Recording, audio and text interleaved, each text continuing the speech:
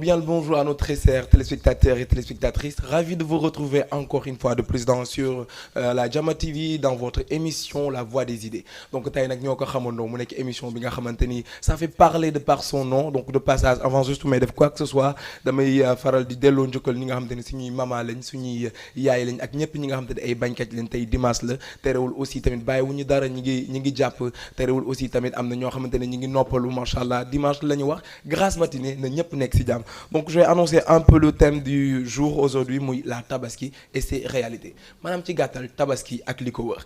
Donc avant de faire quoi que ce soit donc sujet bi day doon benn genre substance boo xamante ni man ak yéen la ak invité yi donc je vais juste passer la parole à nos invités Sofietou et Soupita donc ku ci nekk présenté wax ñu moom la kan ak fan la jóge donc je passe la parole à Sofietou plutôt donc Soupita Sofietou alors présente-toi. Merci Aboubekr pour l'invitation d'abord. maa ngi nuyu sénégalais yëpp particulièrement les spectateurs de Jama TV.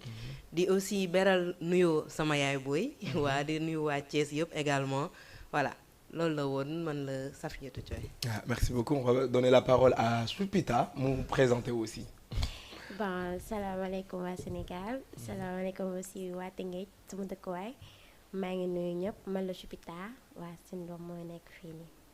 Alors merci beaucoup pour cette présentation je vais faire un petit peu seen profil wax leen ñoom la kan donc pour Soupita elle est artiste en même temps top modèle danseuse et elle est technicienne machallah lu rare par rapport dans le système aussi on a notre mécanicienne polyvalente et consultante en qualité hygiène sécurité environnement qui est Safiatou machallah donc mais mu leer na ñoom ñaar ñëpp bac T la ñu am bac technique donc ñoom la invité fii ci plateau bi ñu war a débattre sur benn sujet boo xamante ni mooy def ravage ci dëkk bi moo tere ñëpp nelaw moo tere ñëpp ñi nga xamante ni toog dans le calme donc sans plus tarder on va demander à la régie bu fekkee am na vidéo bu disponible mu may ñu ko avant de revenir sur le sujet. Merci beaucoup à nos très chers téléspectateurs et téléspectatrices donc voilà ñoo ko gisandoo ci vidéo bi léegi xar yaa ngi fii perruque yaa ngi fii tissu yaa ngi fii te ku ni tabaski rek ni xel yëpp dem ci xar ku ni tabaski rek xel yëpp dem ci sañse machallah sama bokk jigéen ñi ñoom ñi nga xamante ni bàyyiwu ñoo kenn sañse donc sans plus tarder dañuy dugg attaquer le vif du sujet mooy la tabaski et ses réalités alors Sofietou Soupita j'espère que pare ngeen pour waxtaan ci sujet bi tey dama bëgg ñu joxe li nga xamante ni lépp la nit ñi di nëbb li nit ñi di nëbb wala ñu koy lam-lamee nañ ko joxe sur la table nit ñi xam exactement tabaski yan réalité ñoo ci nekk fii ici au Sénégal donc on va laisser la parole à Sofietou mu wax ñu par rapport à ce thème la tabaski et ses réalités nan la ko gisee ak lan la ci xalaat. Bon comme ni nga ko waxee Aboubekr tabaski ku ko wax xar ku ko wax sañse bon rawatina ñun suñu mbokk jigéen ñi man ak sama mbokk jigéen mais dafa am ay réalités yu bari bi nga xamante bët alors que nekkuñu exactement ci contexte tabaski lan moo ko waral fi mu jógee par rapport ak diine bi et tout ça c'est une fête religieuse avant tout donc pour man dañoo war a gën a bàyyi xel loolu noonu exact alors merci beaucoup à Sofietou on va passer la parole à Soupita donc voilà lan nga ñu mën a wax par rapport à la tabaski et ses réalités. Bon lenn rek laa mën a wax tabaski bi que ne doon na fête boo xam ne Sénégal ñëpp koy préparé parce que ñëpp siy sonn parce que doon na fête boo xam ne fête bu mag la c'est vrai parce que fii Sénégal xam nga religion musulmane moom moo fi gën a am doole oui c'est vrai te tamit aussi day jouer si ñun parce que ñun dañoo bëgg solo dañoo bëgg simeeku oui ça yooyu noonu xam nga rek dëgg la kay sénégalais c'est ça vrai dañoo bëgg suñu bopp moo tax fête bu ñëwee dañ siy sonn dañ koy préparé un mois avant gis ko Korité day passé rek nit ñi commencé tabaski we dañ ko teel a anticiper te ko préparer pour mën a def lu ci war rek incha allah. D'accord merci beaucoup mu doon ñaari idées yi nga xamante ne rafetlu nañ ko lool alors à nos téléspectatrices et téléspectateurs dama koy rappeler souvent yéen a ngi seen ginnaaw écran yéen a ngi ci écran bi sa laay wax ñun ñi ngi ci devant di leen wax tey lépp li nga xamante ni mi ngi nëbb wala lépp li nga xamante ni war nañ ko mën a teg sur la table on va toujours continuer sur le thème la tabaski et ses réalités tey mu leen posé woon benn question nii yow Sofietou madame ou mademoiselle non mademoiselle kon Soupita madame ou mademoiselle bu mag kon ñoo ko déggandoo à nos téléspectateurs du ma ci boolee téléspectatrice ñoo ngoo ku nekk mademoiselle la amul benn problème jël leen ma ci suuf naa joxe numéro yi gratuitement laajuma dara laajuma rien du tout alors on va sans plus tarder ñu ngi toujours sur le sujet mooy par rapport à la tabaski et ses réalités donc tey jii société sénégalaise bi gis ngeen ñi ñuy dundee tabaski bi pression bi am na fii nit ñi dem nañ sax ba merewante ci seen biir wala dem na aussi ba nit ñi bu ñuy nekk ci tabaski sax pour ñoom dañuy jàpp ne loolu rek moo nekk nu mu tuddati priorité par rapport ak beaucoup de choses yu ñuy bàyyi à côté loolu noonu loolu lañ ci mën a xalaat situation boobu noonu oui Sofietou. La tabaski c'est une situation particulière boo xamante ni ñun ñëpp ñu ngi ci bon du ma ne ñun Sénégal kese sax mais àdduna bi yëpp parce que jullit yi les musulmans sont un peu partout dans le monde. exact. mais dañu war a bàyyi xel ne tabaski benn fan kese la. dëgg la. c'est vrai c'est une fête religieuse on se doit de la fêter comme il se doit. Ouais. mais tamit selon des règles ñu xam fan la ñuy yem. ak nan lañ koy defee. dëgg la. parce que benn jour la day jàll day am yeneen yu nekk ci ginnaaw yu ñu war te xam nañ ne léegi dund bi dafa gën a Ouais, métti. c'est vrai c'est vrai. la vie est trop chère. Ouais. donc y a des choses yoo xamante ne dañ ci war a gën a bàyyi xel xiiroo ak ngaayoo jaru ko fi. dëgg la. ci loo xamante ne religion la déjà ñun suñu religion xiiroo ak ngaayoo da ko teg de côté. Ouais, bëggul ko ouais, c'est exact. donc une fête religieuse warul tax xiiroo ak ngaayoo di am au contraire daf ñu war a gën a boole gën ñu suude. bon selon ma pensée. Ouais, c'est exactement une belle pensée d'ailleurs. On va laisser la parole à Soupita aussi moom tamit mu wax ñu xalaatam par rapport à la situation. oui comme ni ko Safietou waxee. parce que ñun fi Sénégal jàmm rek lañ xam. dëgg la. xamuñu xeex xamuñu xuloo. képp ku xeex boo xëyee di nga baal sa morom ne ko baal ma àq. C'est parce que vrai. ñun loolu lañ xam. jàmm lañ xam te moom la ñuy ñaan mu law ba faw. incha allah dëgg la. man daal lenn lay wax que ni fête bi doon na fête boo xam ne c'est une grande fête. parce que Sénégal boo gisee tabaski moom la ñuy gën a préparer que yeneen événements yi. Dëgg la, parce que dëgg dafa la. doon fête boo xam ne un an ba un an la ci année bi. Ouais. oui moo tax dañ koy préparer. à chaque année moom tabaski bi moom day gën di yokk moom. dëgg la. oui c'est ça. alors Soupita mais est-ce que doo lay wax tamit ci wax ji marinade geeg xam nga ñoom grillade rek ñoom kii yaa nga xaw a sérieux trop. parce que mais doo wax leen ci kii bi. coobeen yooyu waaw. gourmand ngeen waaw noonu la jóobeen la damay toon ci ñu mbokk njaayeen ñi leen bon jóobeen bu civilisé ngay am jóobeen boo xamante ne boo ko tegalee 3 kilos 4 kilos lay lekk mais alors que donc du ma lekk lu bari nag tuuti rek ñama mbokk njaayeen de passage maa ngi di jaar alors sans plus tarder aussi toujours on est sur le sujet tabaski et ses réalités donc bu ñu xoolee jamono ji actuellement nii marché bi xumb na jaaykatu xar yi tamit foo tourné di nga gis xar yi guddeeg bëccëg suba ak ngoon surveillance bi par rapport à la situation léegi yéen nan ngeen yéen ñi étant nu mu tuddati citoyenne nan ngeen di dundee loolu à la rue ak jaaykat yeeg xam nga ful beeg loolu nan ngeen koy dundee ban ressentiment ngeen ci am par exemple non je vais laisser la parole cette fois-ci à Soupita si waaw. waaw bon leen lay wax parce que ni xar yëpp xajuñu si biir kër. c'est vrai. waaye il faut que ñu tànt ci mbedd mi. ñu partager leen foofu pour que nit ñi mën a jënd yooyu noonu. alors oui Sofietou. bon c'est vrai que contexte bi permettre ñun suñu kër yi ñu fay téye xari comme ni mu ko waxee. et c'est normal aussi ñu nekk ci biti parce que dañuy def publicité dañuy bëgg nit yi xam ne ñoom dañuy jaay xar bergerie yi da ngay romb ñu bind ay bergerie yi quelques trucs. oui. voilà donc nit ñi xam leen ñoom ñooy kan ñu mën a ñëw jënd xar yi parce que muy ëpp accessibilité en fait mënuñu ñëw ci kër yi di jënd xar tout le temps. C'est ak vrai. sécurité bi. dëkk bi li fi xew yëpp xam nañ ko waay, donc waay, métti mënoo na. bàyyi nit yi di am accès sa kër Waay. tout le temps pour jënd xar donc voilà doo nekk en sécurité en même temps man dama leen di plaindre ci benn côté parce que Ñëwal. tu t'imagines bu tawee oui ñoom ci ban situation la ñuy nekk ñoom ak xar yi oui. tu t'imagines ni ñu fay fanaanee yenn saa yi xew ci mbedd yi et tout ça Métti moo na, tax métti keroog na. l'autre jour quand on parlait de marche je pense Oui. manifestation marche peu importe oui je le maa ngi doon précise bien imaginer Ousmane li Sonko bëggoon waroon li nga organiser. xamante ne waroon na mën a effet yi mu waroon am en fait Ouais, ci ñi nga xam ouais. ñu ngi jaay xar te actuellement day gën a yokk rek plus ñi approché wu ci jour de la fête bi plus Ouais. muy gën a yokk dëgg la. voilà donc dañ leen war di bàyyi xel bu baax parce que ñoom tamit ñu sonn lañ te Exactement. sans ñoom tamit waaye. suñu grillade yi dina doy waar dëgg de la dëgg la moom Soupita est-ce que am nga loo ci war a mën a yokk par rapport à la situation lii Sophie mën a wax léegi. bon ñii dañ leen war a jàppale nag. parce que ñoom dañoo soxla aide ci boppam. parce que jaaykat yi tooguñu lekkuñu naanuñu tout le temps ñu ngi toog di Dëgg la, surveiller seen xar yi dëgg la. aussi. Non, je te dis. lenn rek laay wax insécurité bañ a am aussi. Ouais, tamit mooy ouais. loolu parce que sàcc yi moom lenn la ñuy bañ tabaski jot. ah borom dëgg xar la yi lañ gën a sonal que Dëgg la, borom non. yére yi borom dàll yi ci boppam. parce que instant bi xar moo ëpp bës sax nit ñi ci boppam. je te jure waaye elle a raison. comme di wax tamit borom xar yi tamit ñu veiller bu baax ci seen xar yi aussi. mooy loolu parce que dëkk bi ci boppam instant dafa doy waar. te mooy loolu. yow sa bopp sax da ngay tiis sa bopp. non ba tax dëgg li la ngay dëgg la yàq. billahi dëgg la dëgg la merci beaucoup donc man bu ma leen déggee dafa mel ni yéen ñaar vous partagez le même pensée par rapport à cette situation actuelle mooy ñi nañ leen bàyyi xel jàppale leen te xam ni voilà ñoom aussi dañuy daan doole comme ñun mais est-ce que vous pensez que toute la nu mu tuddati waay société sénégalaise elle est d'accord par rapport à votre pensée parce que tamit am na ñoom dañu naan ñii dañuy jël yoon yi dañuy occuper place yi xam nga surtout boo duggee ci marché bi doo am foo jaar baas nañ fépp xam nga teg nañ dem nañ ba jël nit ñi fu ñu waroon jaar sax ñi baas fa et cetera teg fa seen xar ak yooyu en même temps njaay mi léegi est-ce que nekkoon di jaay tamit yéen ñii tamit ndax léegi ñëppay jaay à l'approche de la tabaski waaw maa ngoog donc voilà côté boobu aussi tamit est-ce que am nga loo leen ñoo leen ñu mën a tontu par rapport à nit yooyu di am la wax oui Soupita mais xam nga fii instant bi lépp loo gis temps la parce que dañoo war a comprendre wante si boppam compréhension bi mooy base bi si boppam parce que instant moment tabaski la dëgg la instant bi ñëppay génn jaay loo mënti am da nga koy jaay pour mën a bénéficier wu mën a am dara benn revenu si boppam c'est vrai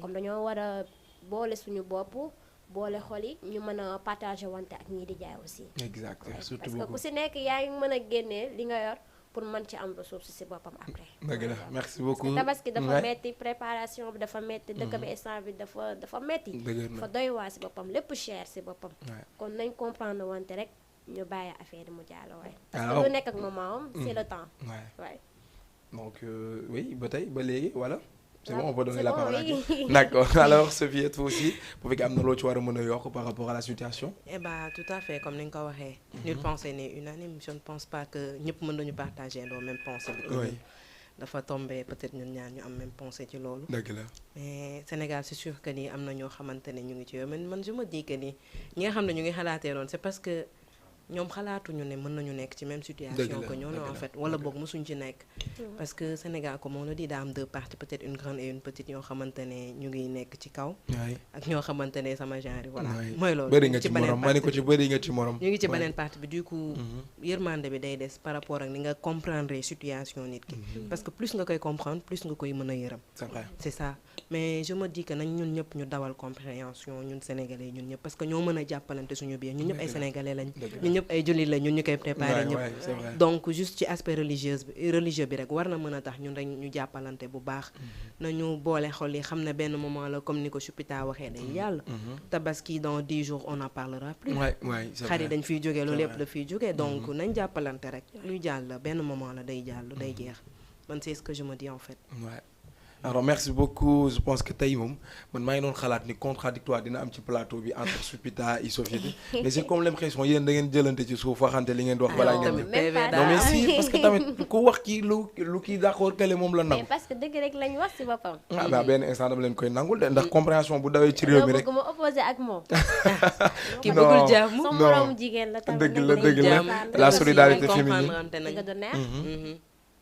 c'est vrai donc comme ni mu koy waxee la solidarité féminine xam naa da ngeen may mujjee attaqué moo tax damay ànd ak yéen ci li ngay wax rek donc voilà balaa mu mujjee tourné ci ay attaque ku nekk di ma song ndax xam naa Sophie mi maa ngi gis muy préparé sumi dàllam daf ma koy waaj a xaañ donc avant boobu nag damay ni juste tout simplement je rappelle un peu le thème du jour mooy li nga xam te la tabaski et ses réalités li ñu mën a wax ci tabaski ak réalité bëri na lool tantôt yéen ngi soulevé par rapport ak insécurité bi Sophita mi ngi koy wax yow aussi yaa ngi ñëw valider ay propos Sophie tout par rapport aussi ak nit ñi comme ñi dawal compréhension pour mën a jàppale ñëpp mën a nekk ci jàmm xam nga tàppe xol yi en quelque sorte daal bu mu ko mënoon résumer ci situation bi mais tamit nañu wax ci yéen jigéen ñi parce que tamit sama cousine bi je le salue de passage Korité déjà mu ñëw ñett ñëw boo waxee mu naa la non tey premier jour suba seeti xarit gannaaw suba seeti kii seeti loolu non loo seeti foog ñu wax ci mais yéen tamit ñëw yooyu yëpp pour lan allez-y bon te tey moom du ma d'accord ak yéen loo wax ma xëpp ci kaan yi amul dara ndax ñun góor ñi dañoo sonn yaakaar naa si ñu poos lay jóge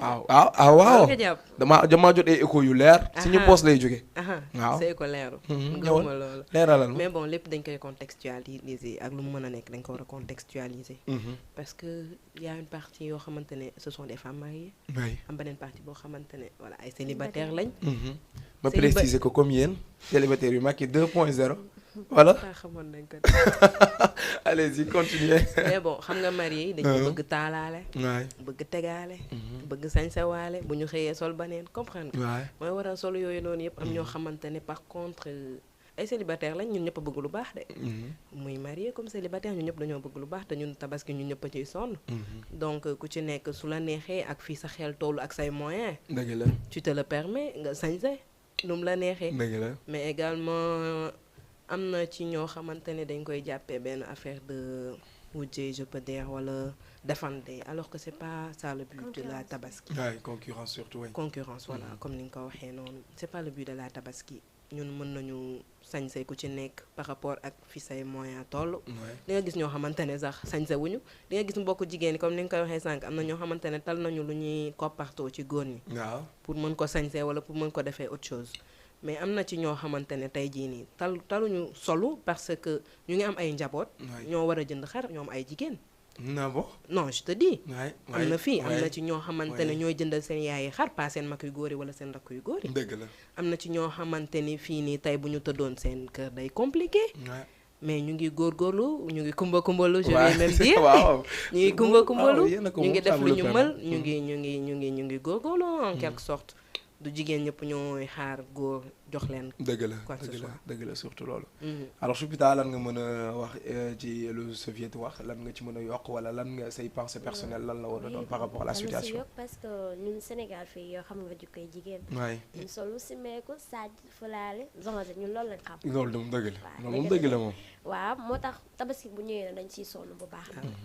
dañuy dem gauche dem droite lépp pour mën a saaj parce que concurrence si boppam sénégalaise laay wax moo sénégalais yi concurrence dañ ko def si boppam dañuy defante parce que ni da ngay gis nit koo xam ne day sol la tey lendemain sur lendemain def ko 3 jours kooku xew na ñoom tabaski defatuñ ko benn fan 3 jours lañ ko def loolu tax dafay metti si ñun aussi te ñun tamit on n'a pas les moyens pour def loolu noonu parce que jigéen mooy lool pour nga am il faut nga góorgóorlu te ñun nag suñu amul rek dañuy téembag waaw non loolu la waaw xëcc fii mu dem xëcc Modou dëgg la xëcc Modou tailleur Mor greffage ak Assane chaussure bu ko defee rek lépp ma waaw bien sûr comme que ñoom yéen lañ fi nekkal kay ngeen nekkal leen fi rek loolu la ku ci nekk gis ci sa bopp ñëpp kontaan alors par rapport aussi toujours ci même situation bi Choupita yaa ngi koy wax say biir wax Sadji bi fël-fëlaale bi concurrence bi ma leen koy yaat ñi ñaa ñëpp est-ce que jotul tamit ñu xaw a am esprit de dépassement benn maturité tuuti xam ni tabaski comme ni ko Sofiet waxee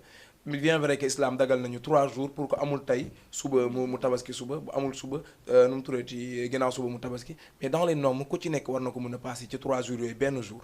est-ce que jotu tamit ñu xaw a am benn esprit de dépassement par rapport à la situation comme ni nit ñi ni ñu koy defantee nii oui. mais xam nga du ñëppay defante aussi. dëgg la mais ñi defante ñoo ëpp. ñooy majorité bi si boppam. parce que fii yow boo sañoon yow ku si nekk na la teg si kaw. waaw loolu nga bëgg. ku si nekk da ngay nekk doon star. waaye te xam nga tabaski moom pour nga nekk si star dafa yomb. il suffit que nga solu saaj yi ñëpp jël la. bul sonn looloo tax na ñi dañuy jigéen dañ si nekk di si sonn gauche ak droite. c'est ça surtout man mii senn rek laa man senn ku dugal ma ni ko senn ma statuwaat. donc oui continue mais événement bi moo demee noonu rek. ñun mënuñu ci dara te mënuñu ko dindi. te seetlu naa ne bu ñuy gën di dem affaire bi di gën di yéeg. waay parce que toll nañ foo xam ne xale yi dañoo bëgg solo bëgg simeeku. génération 2.0 boo leen waxul soloog simeeku duñu wax ak yow si boppam. dëgg la duñu ànd ak yow boo dul soloog simeeku sax duñu ànd ak yow. dëgg la l'apparence na nga leen di tere solo moom lañ lay bàyyi à vie. waay non c'est vrai elle a parfaitement raison parce que dund naa ko allez-y Sofietou. par rapport à la situation. par rapport à cette situation.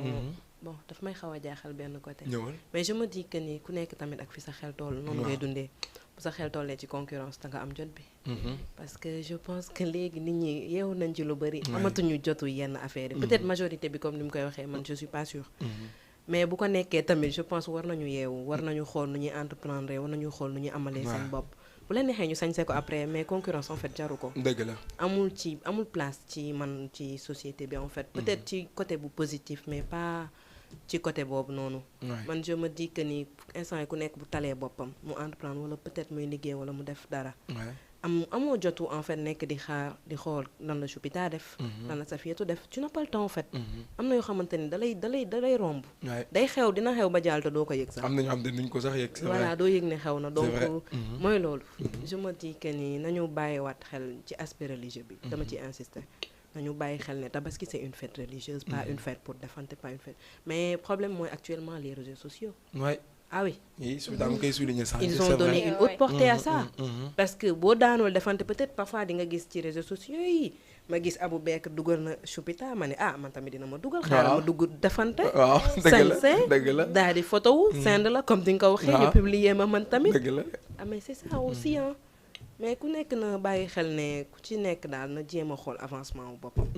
c'est plus important que di nekk ci loo xamante ne c'est quelque chose d'abstrait je vais dire. loo xamante ne c'est juste une apparence en fait. benn banalité en quelque sorte. ah waaw c'est ça benn jour allez-y Choupita am nga loo ci war a mën a yokk. Bon Sénégal fii moom dañ lay pousser moom pour nga solo parce que soo gisee sa moom solo foo jaar da ngay bëgg solo parce que da nga naan kii waruma daaxal. c'est vrai. xaw ma lu tax loolu nag loolu moom si dereeti la bokk.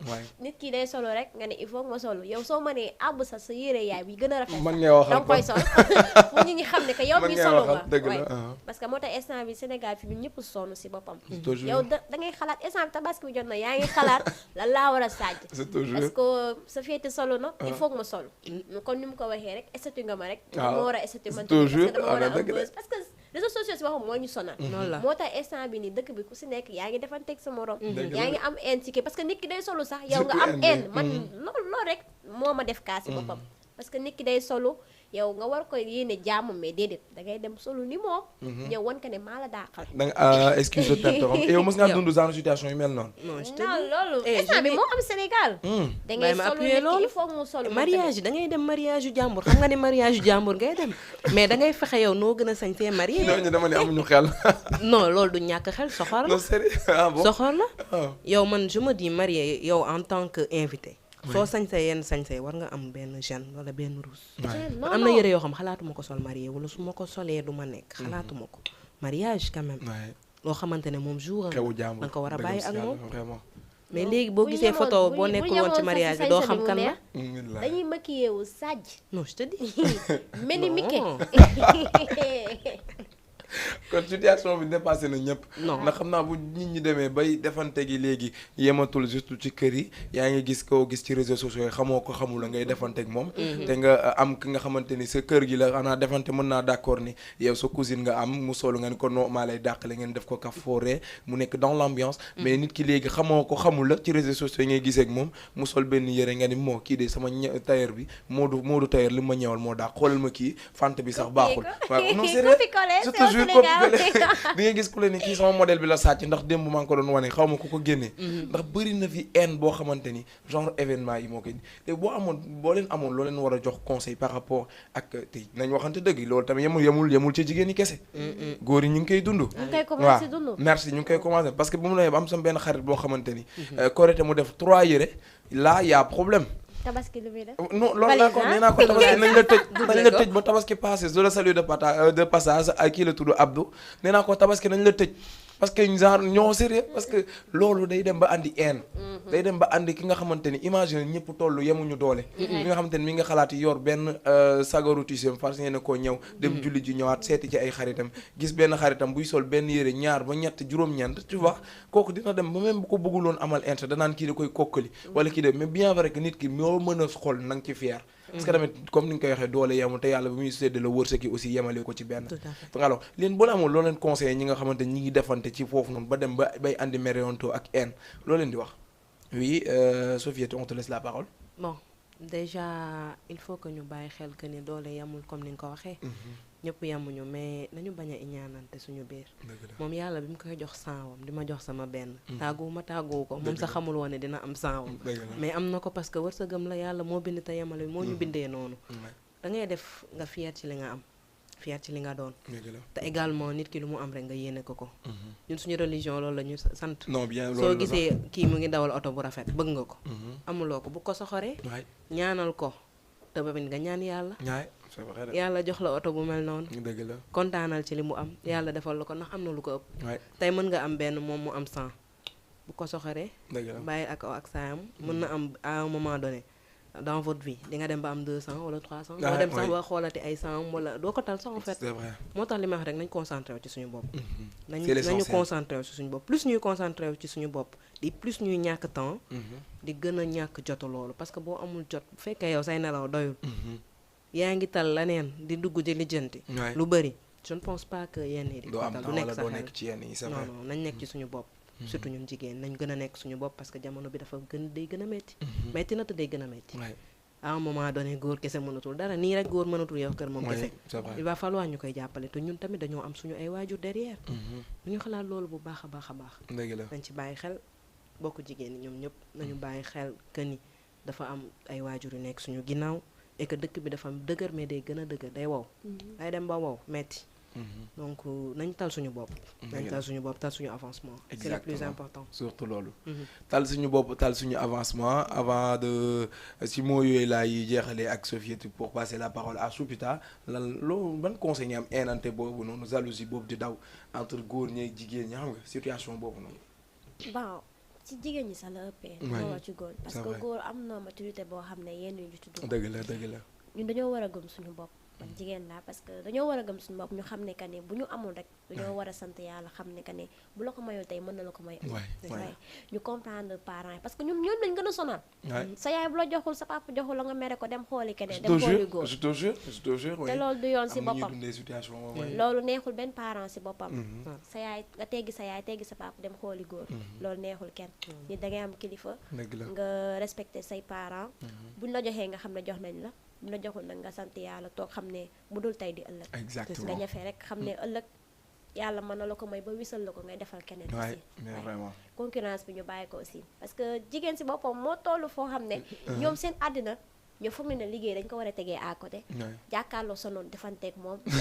si ay solide. non sérieux. jar ko mieux vaut que ne nga nekk sa bopp. jàppale sa bopp jàppale sa waaju jàppale sa famille nga mën a avancer mooy loolu nekk sa avenir mais nga toog di xool kii def na lii da ngay taar rek de temps bi ngay toog noonu di xool kii def na lii am na leneen lu la échappé sa moroom a ngi dem yow nga toog di xaar leneen waaye lenn rek laay wax ñu bàyyi concurrence bi ku nekk nga doylu si luñ la jox aussi mooy loolu bañ a xooli benn góor parce que instant bi góor ñu yoratuñu est-ce que yow yaakaar nga tamit am na ñu mën a muñ loolu bañ a xooli benn góor ñoo xam ne dëgg benn instant su nekk aussi ak sa xel fi mu toll tamit duma forcer kenn naan demal te loolu tamit duma ko digal benn jigéen aussi parce que li góor ñi léegi gagnant la tu donnes je donne loolu la jaru ko nag mieux vaut que nag nga toog benn place que ni sa parents yi lu ñu la jox rek yow doylu ci loolu aussi que ne tabaski benn fan rek la day passé parce que loolu na yëpp ñii solu daaw génnaatuñ leen échange ñii ren lañuy xaar voilà mu ngi noonu nag mieux vaut que nag nga xaar xam ne que ni yàlla su la mayul tey na la may ëllëg incha allah exactement ñaan yàlla may ñëpp aussi incha allah amiin donc Soupita may ñëwaat yow étant nu tuddati artiste top modèle danseuse aussi yéegi yow nooy dundee milieu boobu par rapport ak solu beeg ñaanante boobu ñuy wax léegi est-ce que yow tu es obligée tout le temps d'être coquette d'être juste tout simplement resplendissante parce que nit ñi wax ji est-ce que yow yaa ngi demee loo xamante ni yow sa mbiru bopp la maanaam yow doo déglu ñeneen ñi nekk derrière ci seen téléphone yi di wax commentaire yeeg yooyu yow nan ngay dundee loolu ko ak jalousie bi ci am. non c'est pas forcé nga solo wala nga simeeku parce que concerné wul kenn yow la concerné sa vie la soo demee ba jël loo def ko sa bopp ne yow lii nga bëgg a doon yow suivre étape yooyu bul xool nit ki li mu wax parce que yow moom ngi lay jox idée te yow idée boobu xamoo lan la lay jëriñ yow demal ak sa tête waaw loo mënee déglu say parents waaye man ay waxu nit ñi moom dégluwuma ko bu fekkee ne tamit mag seen wax ak samay wax coïncide nañ ànd na dinaa dem exact surtout loolu parce que fii ku si nekk sa vie nga lijjanti bu lijjanti vie wu kenn parce que noo ko naree lijjanti moom da ngay sonn concurrence boobu fa lay jege boo nekkee naa kii mu ngi def lii di ko lijjanti mooy kaa yi ñuy def rek looloo dëgg la ñëppay kaa léegi bu demee ba góor yi toog def assemblée di kaa kon kaa yi dépassé na kaa léegi non sérieusement yëf lii dañoo jaaxle ñëpp a jommi donc par rapport à question bi ma posé aussi Soupita boo amoon loo ko ci yokkal puisque moom elle est dans le milieu lan nga ko ci wax par rapport ak jalousie bi ci am ak haine boobu muy dund foofu noonu bon déjà moom xam na ko je pense elle est dans un milieu très sensible milieu boo xamante ne effacé wu ci dafa gaaw te comme li ñuy wax tout est éphémère en fait même cette vie elle est éphémère boo doon dund 100 ans booy dee dina mel ne mosoo ko dund toujours donc ñu bàyyi xel loolu yëpp te aussi ma koy encourager comme ni mu wax sànq moom nee na ay lu mu bëgg bu conformer ak li nga xamante ne moom la ay parents mu wax loolu c'est quelque chose de très important àdduna bii looy seet ci yàlla dëgg la bu weesoo loolu nga xool ci say waajur dëgg la parce que nit yi mënoo satisfaire ñëpp c'est impossible suñu prophète sallallahu alayhi wa sallam moo fi jiit te mënu woon satisfaire ñëpp moo ñu gën ñun ñëpp donc su fekkee lu impossible la ci moom man nan lay possible ci ñun et même c'est même pas un objectif en fait c'est pas un objectif de satisfaire tout le monde c'est pas un objectif bi mooy nañu nekk ci li nga xamante ne yàlla d'accord na ci ak ñun santaane na ko ak ci li nga xamante ne également boo koy def doo rus parce que say parents d'accord na ci ak ñoom doo nëbbatu doo làkkatu comme ni mu ko waxee na koy defee noonu rek incha allah je lui souhaite le meilleur. Je pense que dina dem bu sori inchallah. D'accord, inchallah on l'espère tous, on l'espère dégg ko ci kaw a kaw ak fu sori fi nga xam te ne bëgg na fa dem ci carrière am par rapport à l'artiste top modèle ak danseuse bi mu doon. Alors léegi yéen moo leen pose question ñeen ñi toog yëpp vous percevez un salaire, c'est normal kii mi ngi ci milieu bi yow aussi yaa ngi liggéey, c'est normal que ku nekk mi ngi am dara à côté. Alors par rapport à cette situation à l'approche de la tabaski, est-ce que da ngeen di jege maman tuuti ni ko yaay wala papa bokkal lii dooli ko ci xar bi wala yaay saako dooli ko ci saako soble bi aussi Soupita aussi pareil, est-ce que yéen a ngi àgg ci niveau boobu? Oui, je laisse la parole à Sophie. Sophita yaa ngi ree de. Bon. D'accord, nañ dem. Bon, actuellement je suis en fait je me dis maa ngi nekk ci milieu bu nga xamante ne c'est un milieu ouvert. C'est transversal, le milieu de la qualité. En même temps, je suis mécanicienne. Je fais des stages par-ci par-là. Peut-être j'ai pas encore un emploi stable, mais j'attends pas cet emploi en fait. Quelque peu, peut-être je peux l'attendre, mais aussi maa ngi jéem di xool fan laay amee leneen. foo xamante ne maa ngi fay jéem a di jënti sama bopp, peut-être maa ngi jaay wala beneen côté aussi maa ngi jéem a créer sama propre cabinet concernant la qualité parce que je suis consultante comme je l'ai dit en qualité. C'est vrai. Voilà ku ma soxla daf may interpeller ma ñëw liggéeyal ko loo xamante ne ci domaine qualité la après. Voilà je perçois ce que je devais percevoir. C'est vrai. Maintenant su loolu jàllee li nga xamante ne peut-être maa ngi koy am ci ma mu bëri wala mu tuuti man je suis quelqu'un boo xamante ne j'adore partager. Et pas que avec mes parents en fait. C'est important surtout. Pas que avec mes parents parce que àdduna noonu la da ngay am koo tane am ku la tane tamit yenn saa yi nga gis nit sedd la yow tamit nga seddaate rek loolu la donc parents yi dañ leen di bàyyi xel bu baax peut-être sama doole eggagul ci jëndal leen xar maa ngi koy ñaan yàlla inchallah mais su ci eggoon ñoom duñu jëndati xar su eggoon ci leen ma su ma sañoon sama yaay du yëkkati bant du def dara sama papa également su ma sañoon duñu def dara dañuy toog man maa leen defal seen lépp te su ma sañoon tamit bépp doom am loolu di ko defal waajuram mais yàlla moo ñu bindee nii donc nañu góorgóorlu rek fayet ku ci nekk incha allah li nga bëgg ci say waajur li nga leen bëgg a defal yàlla defal mottalil la kàttanal la dooleel la ba nga xamante ne di nga leen ko mën a defal lu important parce que vraiment mënuñu leen fay en fait ku la jox sa vie lan nga koy fayee wax dëggam si yàlla lan nga koy fayee satisfaire ko ci àdduna bi c'est ça en fait mënoo def leneen loolu rek mooy nekk sa rôle par rapport ak ñoom loolu rek la moo tax loolu rek la ñu bëgg loolu rek la ñuy ñaan voilà ñu am mu tuuti mu bëri ñu bokk ak ñoom di ko ñaax tamit sama mbokku jigéen ñëpp ñu am mu tuuti mu bëri nañ ko bokk surtout ñu jaarale ko fu légal ndax mu ngi wax sànq dem ci góor ñi dañu bàyyi loolu noonu nañu bàyyi di foog ne góor bu la joxul doo am na ñoo xamante ne seen àdduna dañ koy wekk ci marié ak góor bu am xaalis wala am far bu am xaalis parce que sinon duñu percevoir li ñu soxla mais li nga soxla yow nga liggéeyal sa bopp 100 francs je pense que moo gën a en fait dal xel moo gën a neex moo gën a satisfaisant 100 francs bi ngay jot moo gën a satisfaisant que ni 1000 francs wala 10 000 wala peu importe lu la paate di jox wala lu la demba di jox en fait loo xamante ne danga koy partager ak say parents mu leen lii fu leer nga ko jëlee fu leer nañ da nga liggéey da nga ñàkk lay doon sax par rapport ak yow c'est ça te parents yi aussi ñi laaj seen doom yi fan la ñuy jëlee xaalis tamit nag am na ñoo xamante ne xëyuñu ñu ngi fii yéen a yendoon ngoon la ñuy génn wala guddi c'est vrai ñëw dina indi yenn somme yi dañ ko xoolaat nag non loolu moom dëgg la dafa am parents yoo xamante ne billet bi la ñuy bañ a gis koppar gi boole il faut nga tàllal leen 2 à 3 10 000 rek ñoom xamuñu fan nga ko jëlee xamuñu noo fanaanee noo yendoo yow l'essentiel tu es sain et sauf ñëw nga si kër gi yaa ngi si jàmm loolu moo leen importé te li soo fi wax conseil la boo xamante ni étant xale mu ngi koy jox ñëpp ñi nga xamante ni ñuy parents nañ vérifier parce que ñun fii tamit ku ci nekk say doom nga am ku sañoon say doom gën ku sañoon say doom sut mais tamit du tere ba da nga koy bàyyi ci lu ko neex bu tere ba aussi tamit lu mu def rek nga ni waaw. Alors Soupita, on te laisse la parole par rapport à la situation. Bah aussi leen lay wax comme que niveau yi bokkul aussi au Sénégal dëgg la que ni jeunesse bi dañoo sonn dañoo sonn maa ngi nii ku si nekk yaa ngi jéem a xool yow noo amee defal sa bopp si boppam c'est vrai oui aussi parents yi aussi dañ leen war a comprendre bu ñu amul rek amuñu dëgg la aussi que ni loo am nga bokk ak say parents loolu dara dàqu ko nga amee ko amee bu leer loolu dara daaxu ko da ngay feet sa bopp mais su fekkee da nga ko amuñ boo xam ne neexu la après nga joxe ko da lay traumatiser je te jure tôt ou tard am na ñu bëri ñuy dund tur loolu tôt ou tard boo ko mënoo wax di nga ko wax ji ëllëg waay te loolu moom mooy loolu mieux vaut nag ñu góorgóorlu que ne bu ñu amee bu ñu fàtte parents yi parce que man surtout loolu laay wax waay j'aime mes parents moo tax. ça se voit que ñaar ñëpp. boo amee rek waaw bokkal ak sa yaay parce que man sama maam laa gën laa xam. ah d'accord oui sama maam moo ma yar. maa ngi koy saluer de passage Mère Diop. waay Mère Diop donc Diobène la may Diobène kon kooku noonu moom mën nañoo jubóo dinaa ñëw añ ci sax Mère Diop te saluer de passage aussi toujours aussi tamit Soupita waxoo ñu wax ci de.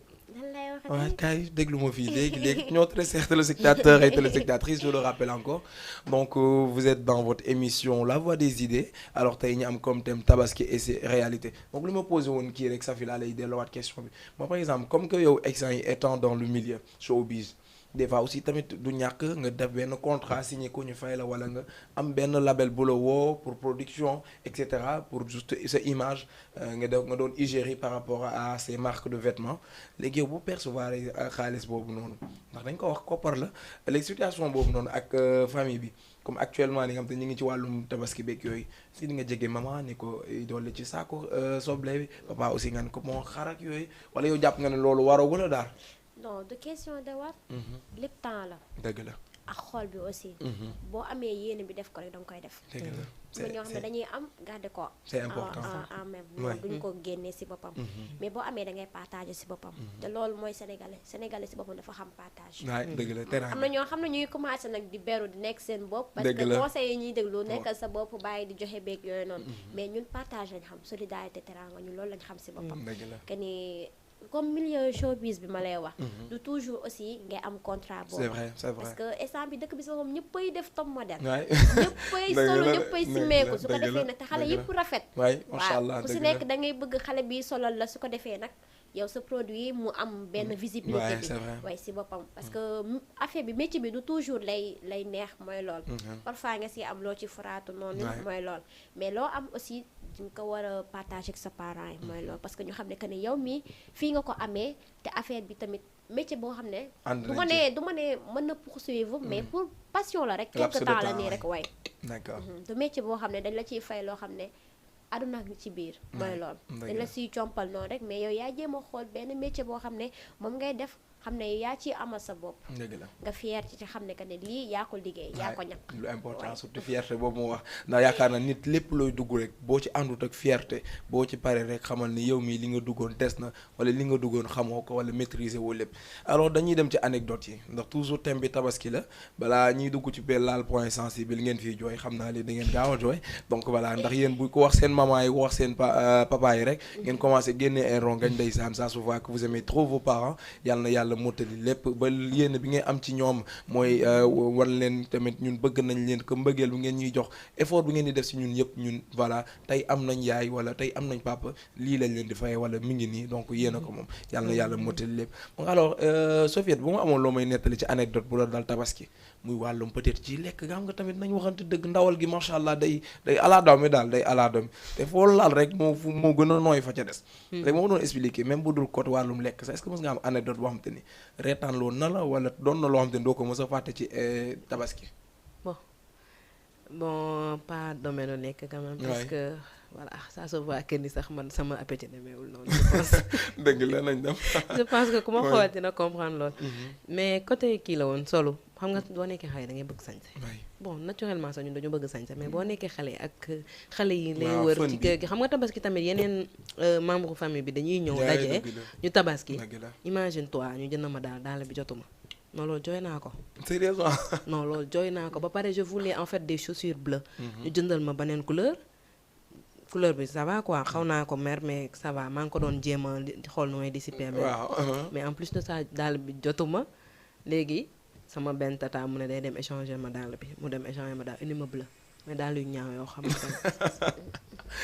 ne bi andil def non maa ngi koy nuyu de passage mais daal yooyu ñaawoon na dama ko rusoon wax mais jooy naa ko ci pet quand même daal yi bëgguma ko woon sol tellement neexuma métti na c'est cay manti ñu jigéen ñi ak tabaski ñoom daal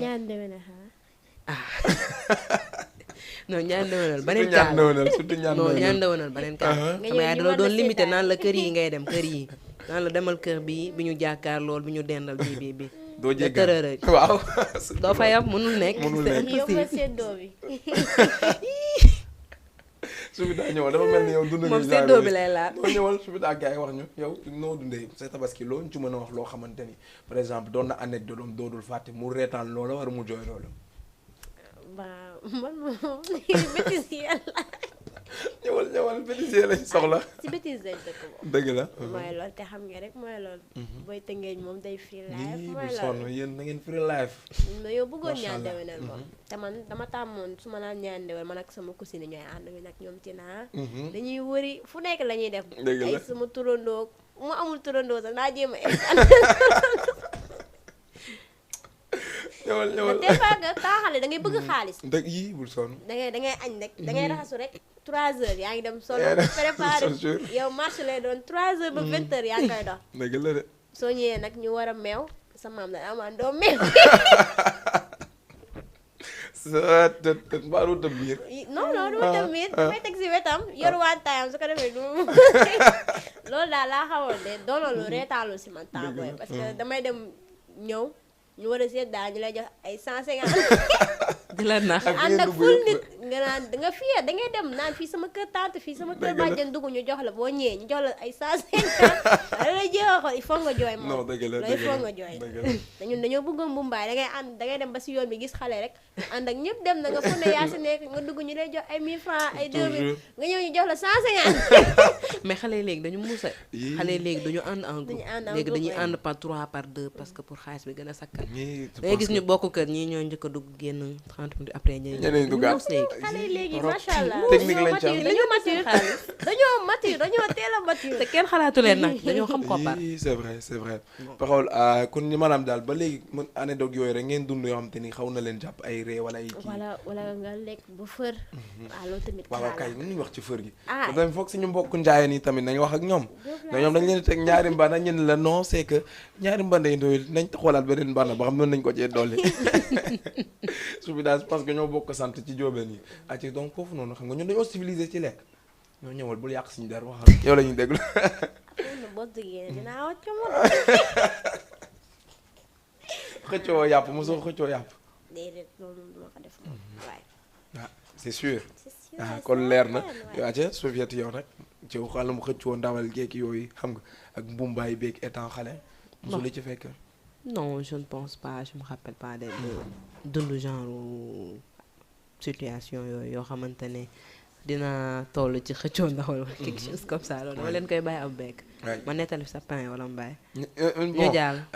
maanaam téléspectateurs ak téléspectatrices wax katu njombe la kenn du ko déglu donc voilà comme may faral di wax rek merci beaucoup ñi nga xamante ne ñi ngi derrière l'écran parce que ça ñoom aussi duñ dem vraiment mu doon ak mbégte laa koy faral di comme que tey dimanche la ku mu neexoon nga ni non tey damay toog def sama ndékki def sama lu ma nee mais terewul yaa ngi jàkkaarloog Jama TV terewul yaa ngi suivre émission bi terewul yaa ngi déglu suñu star yi ñi dalal tey jii fii ci plateau bi ñi débattre ci sujet bu leer te am solo aussi alors Soupita léegi yow nan ngay dundee ak sa xarit yi par rapport ak tabaski bi nan ngeen di dundee ban dundin ngeen am ban par exemple bu événement jot see nii noo leen koy dundee nañ dem marché Colobane nañ dem marché bii nañ dem lii noo leen seen programme seen bilan waaw. loolu moom mënul ñàkk moom.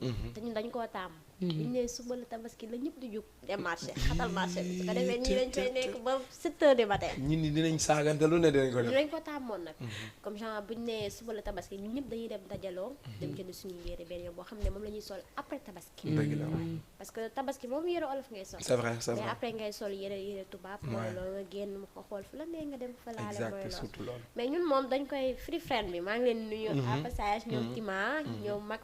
dëgg la waaye ñoom Aïcha Junita bàyyuma kenn. merci ñoom beaucoup Mbalou lim ñoom ñëpp ñun noonu lañ mel. waaye ñun dañoo fonk événement moom dañ koo bëgg si boppam booy tënkee si boppam ñoo mel noonu la booy tënkee dafa bëgg lu baax te ku bëgg lu baax bëgg événement alors on va laisser la parole aussi à notre très chère Sofiatou moom aussi mu wax ñu nan lay dundee tabaski bi ak xaritam yi wala yow genre day bu ñu ñëwee di la wax nga ni non bàyyi leen ma sama petit coin. non man bon petit coin moom on va dire que ni bi may nekk xale bon dañ ma xawoon tëj quoi dañ ma xawoon couvrir. c'est vrai benn huis clos la woon. ba pare suñu koñ yow xam nga suñu Ouais, koñ c'est vrai. c'est Pas pas trop aussi ouvert que ouais, ça c'est vrai. mooy loolu ñëpp dañuy tëj seen buntu kër yi rarement ngay dugg sa kër voisin bi donc pour ma amoon xarit foofu noonu pour ma amoon fa benn sorte de groupe bu xarit day xaw a jafe Ouais. donc à un moment donné mais bi may plus may màgg plus ngay xaw a xam ni ci tuuti am naa fa peut-être benn xarit bon je suis pas de Dakar je suis de Thiès. c'est vrai c'est je suis thiessoise maa ngi nuyu waa Thiès yëpp. de passage ñoom ñëpp maa ngi leen di nuyu di leen jaajëfal voilà. maintenant comme que maa ngi Dakar actuellement presque préparatif yu bëri fii la may fekk. je suis obligée bu may dem Thiès peut-être veille wala surveille bi laay mën a dem. soo demee li nga fay fekkee du bëri mais peut-être man ak sama benn wala sama ñaari xarit yu ma fa am bon. je suis pas très.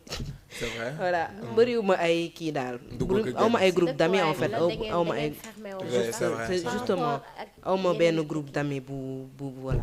c'est juste restreint en fait donc du coup ni ñuy def bëriwut en plus man du ma mën a dem veille événement yi parce que bëri nit bi boobu noonu tàncanti ko am na ñoo xam ne moo leen ci neex mais man moom par contre je suis pas trop dans ça xam naa li ma tàmm tamit dundu boo xamante ne voilà loolu moo ciy joué mais quand même damay dem marché def samay achat et tout ça mais de préférence avant veille bi d'accord man moom damay topp Soupita ndax man xumbaay beeg mbumbaay bee may dal dem dàkkante daaran dóorante daal xam nga tooñante bi fii dem di waxaale loo xam ne doo ko jënd pour amer de suñu sérieusement suñu jaaykat yi ndeysaan ñoom nga xamante ni dañ leen a solal trop ñi ngi jéggaluwaat bu baax a baax ndax ñoom aussi tamit dañuy wax journée bi wax guddi gi wax maanaam ñoom amuñu repos no événement moo mel noonu te xam na ku bëgg dara foog aussi tamit def sacrifice par rapport à la situation donc yow daal société bi ma la déggee mooy yow daal moom peut-être ce cercle d'amis mën naa ni bariwul mais du tere aussi da ngay def say achat comme ñëpp da ngay dugg marché bi laal sa ndugg bu baax non je te dis damay laal marché Dakar yi fii nii damay dem ay HLM jënd samay affaire dem Thiès encore demaan marché est-ce que waaw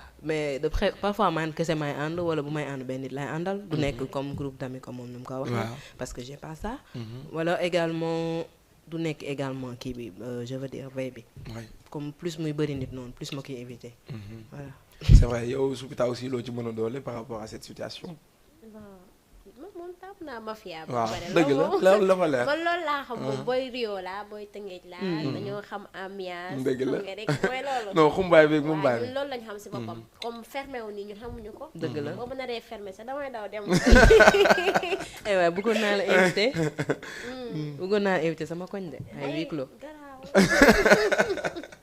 ma ne ko ci waaw kay na moom da nga koy tëj mu jaati fenêtre nga tëj fenêtre mu yéeg terrasse nga yéeg terrasse bi nag mu woote wàllu ndax xam naa ne situation bi du kenn ko bàyyi ci kër gi dëgg kon dëgg la mën na jékki-jékki sax xilaaf nga ni kii fu mu jëm ndekk bëggul tëju bi am na ñoo xam te noonu lañ leen yaree am na ñoo xam te noonu la ñuy dundee ku ci nekk aussi tamit yow yaa xam loo bëgg ci sa bopp ndax fii aussi tamit ni ñu tëj la wala nga génn c'est la même chose comme man ni ma koy farle yoon ndax boo génnee da ngay dajeek nit boo toogee ci kër ga nit fekk ci la fi donc loo ci mën a defee rek demee ci sa xelu bopp kenn bañ la influencer nga def loo xamante ni voilà sa intérêt personnel lay doon donc avant de continuer l'émission pour avant d'ouvrir les antennes damay bàyyi régime mu dugal ñu benn pub ñu ñëwaat ci antenne bi ubbi tamit émission bi ñu bëgg a participer et tout continuer débat bi merci beaucoup et à tout à l'heure.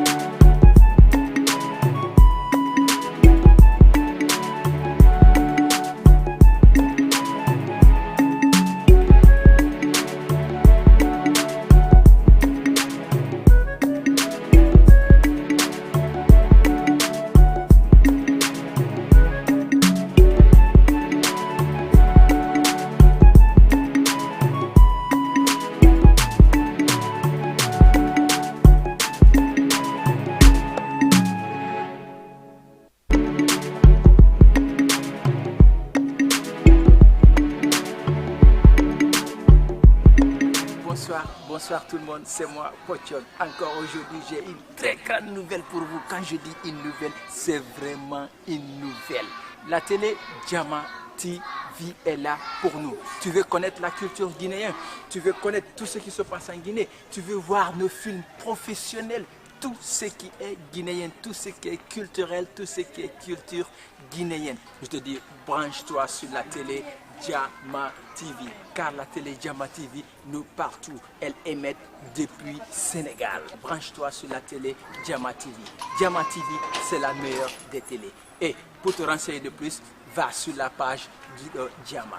Tu sauras tout ce qui se passe là-bas. Merci.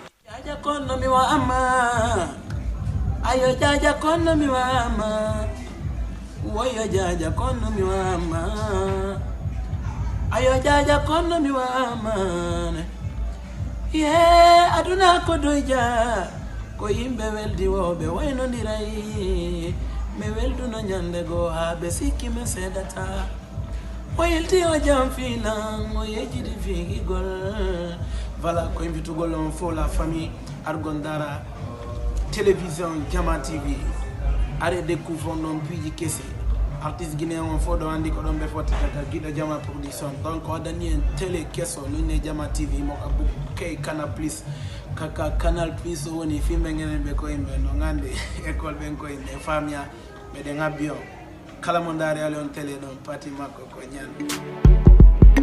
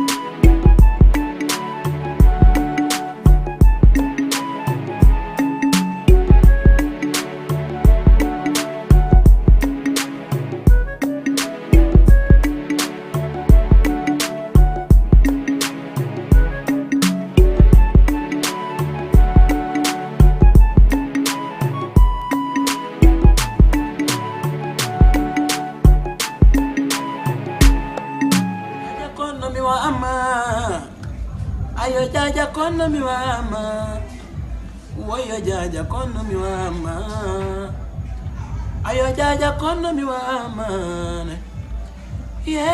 aduna ko doyja ko yimɓe weldi woɓe waynodiray mi welduno ñande goo ha ɓe sikki mi seedata o yelti o jam finan o yejjidi fiigigol voilà koye mbitugol on fo la famille argon dara télévision Jama TV are découvrons ɗon piiji kesi artiste guinéen on fo ɗo andi ko ɗon ɓe fottata guiɗo Jama production donc o dani en télé kesso nonne Jama TV mo abou kay Canal Plus kaka Canal Plus o woni filme ngenen ɓe ko yimɓe no gandi école ɓen ko yimɓe famia meɗen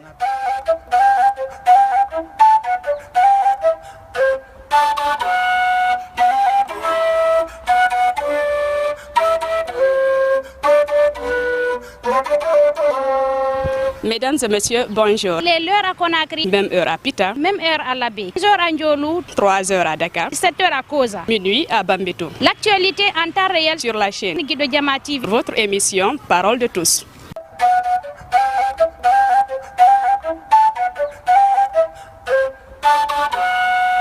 Alors, merci beaucoup à nos très chers téléspectateurs, téléspectatrices. Contentement ak mbégte encore une fois de plus.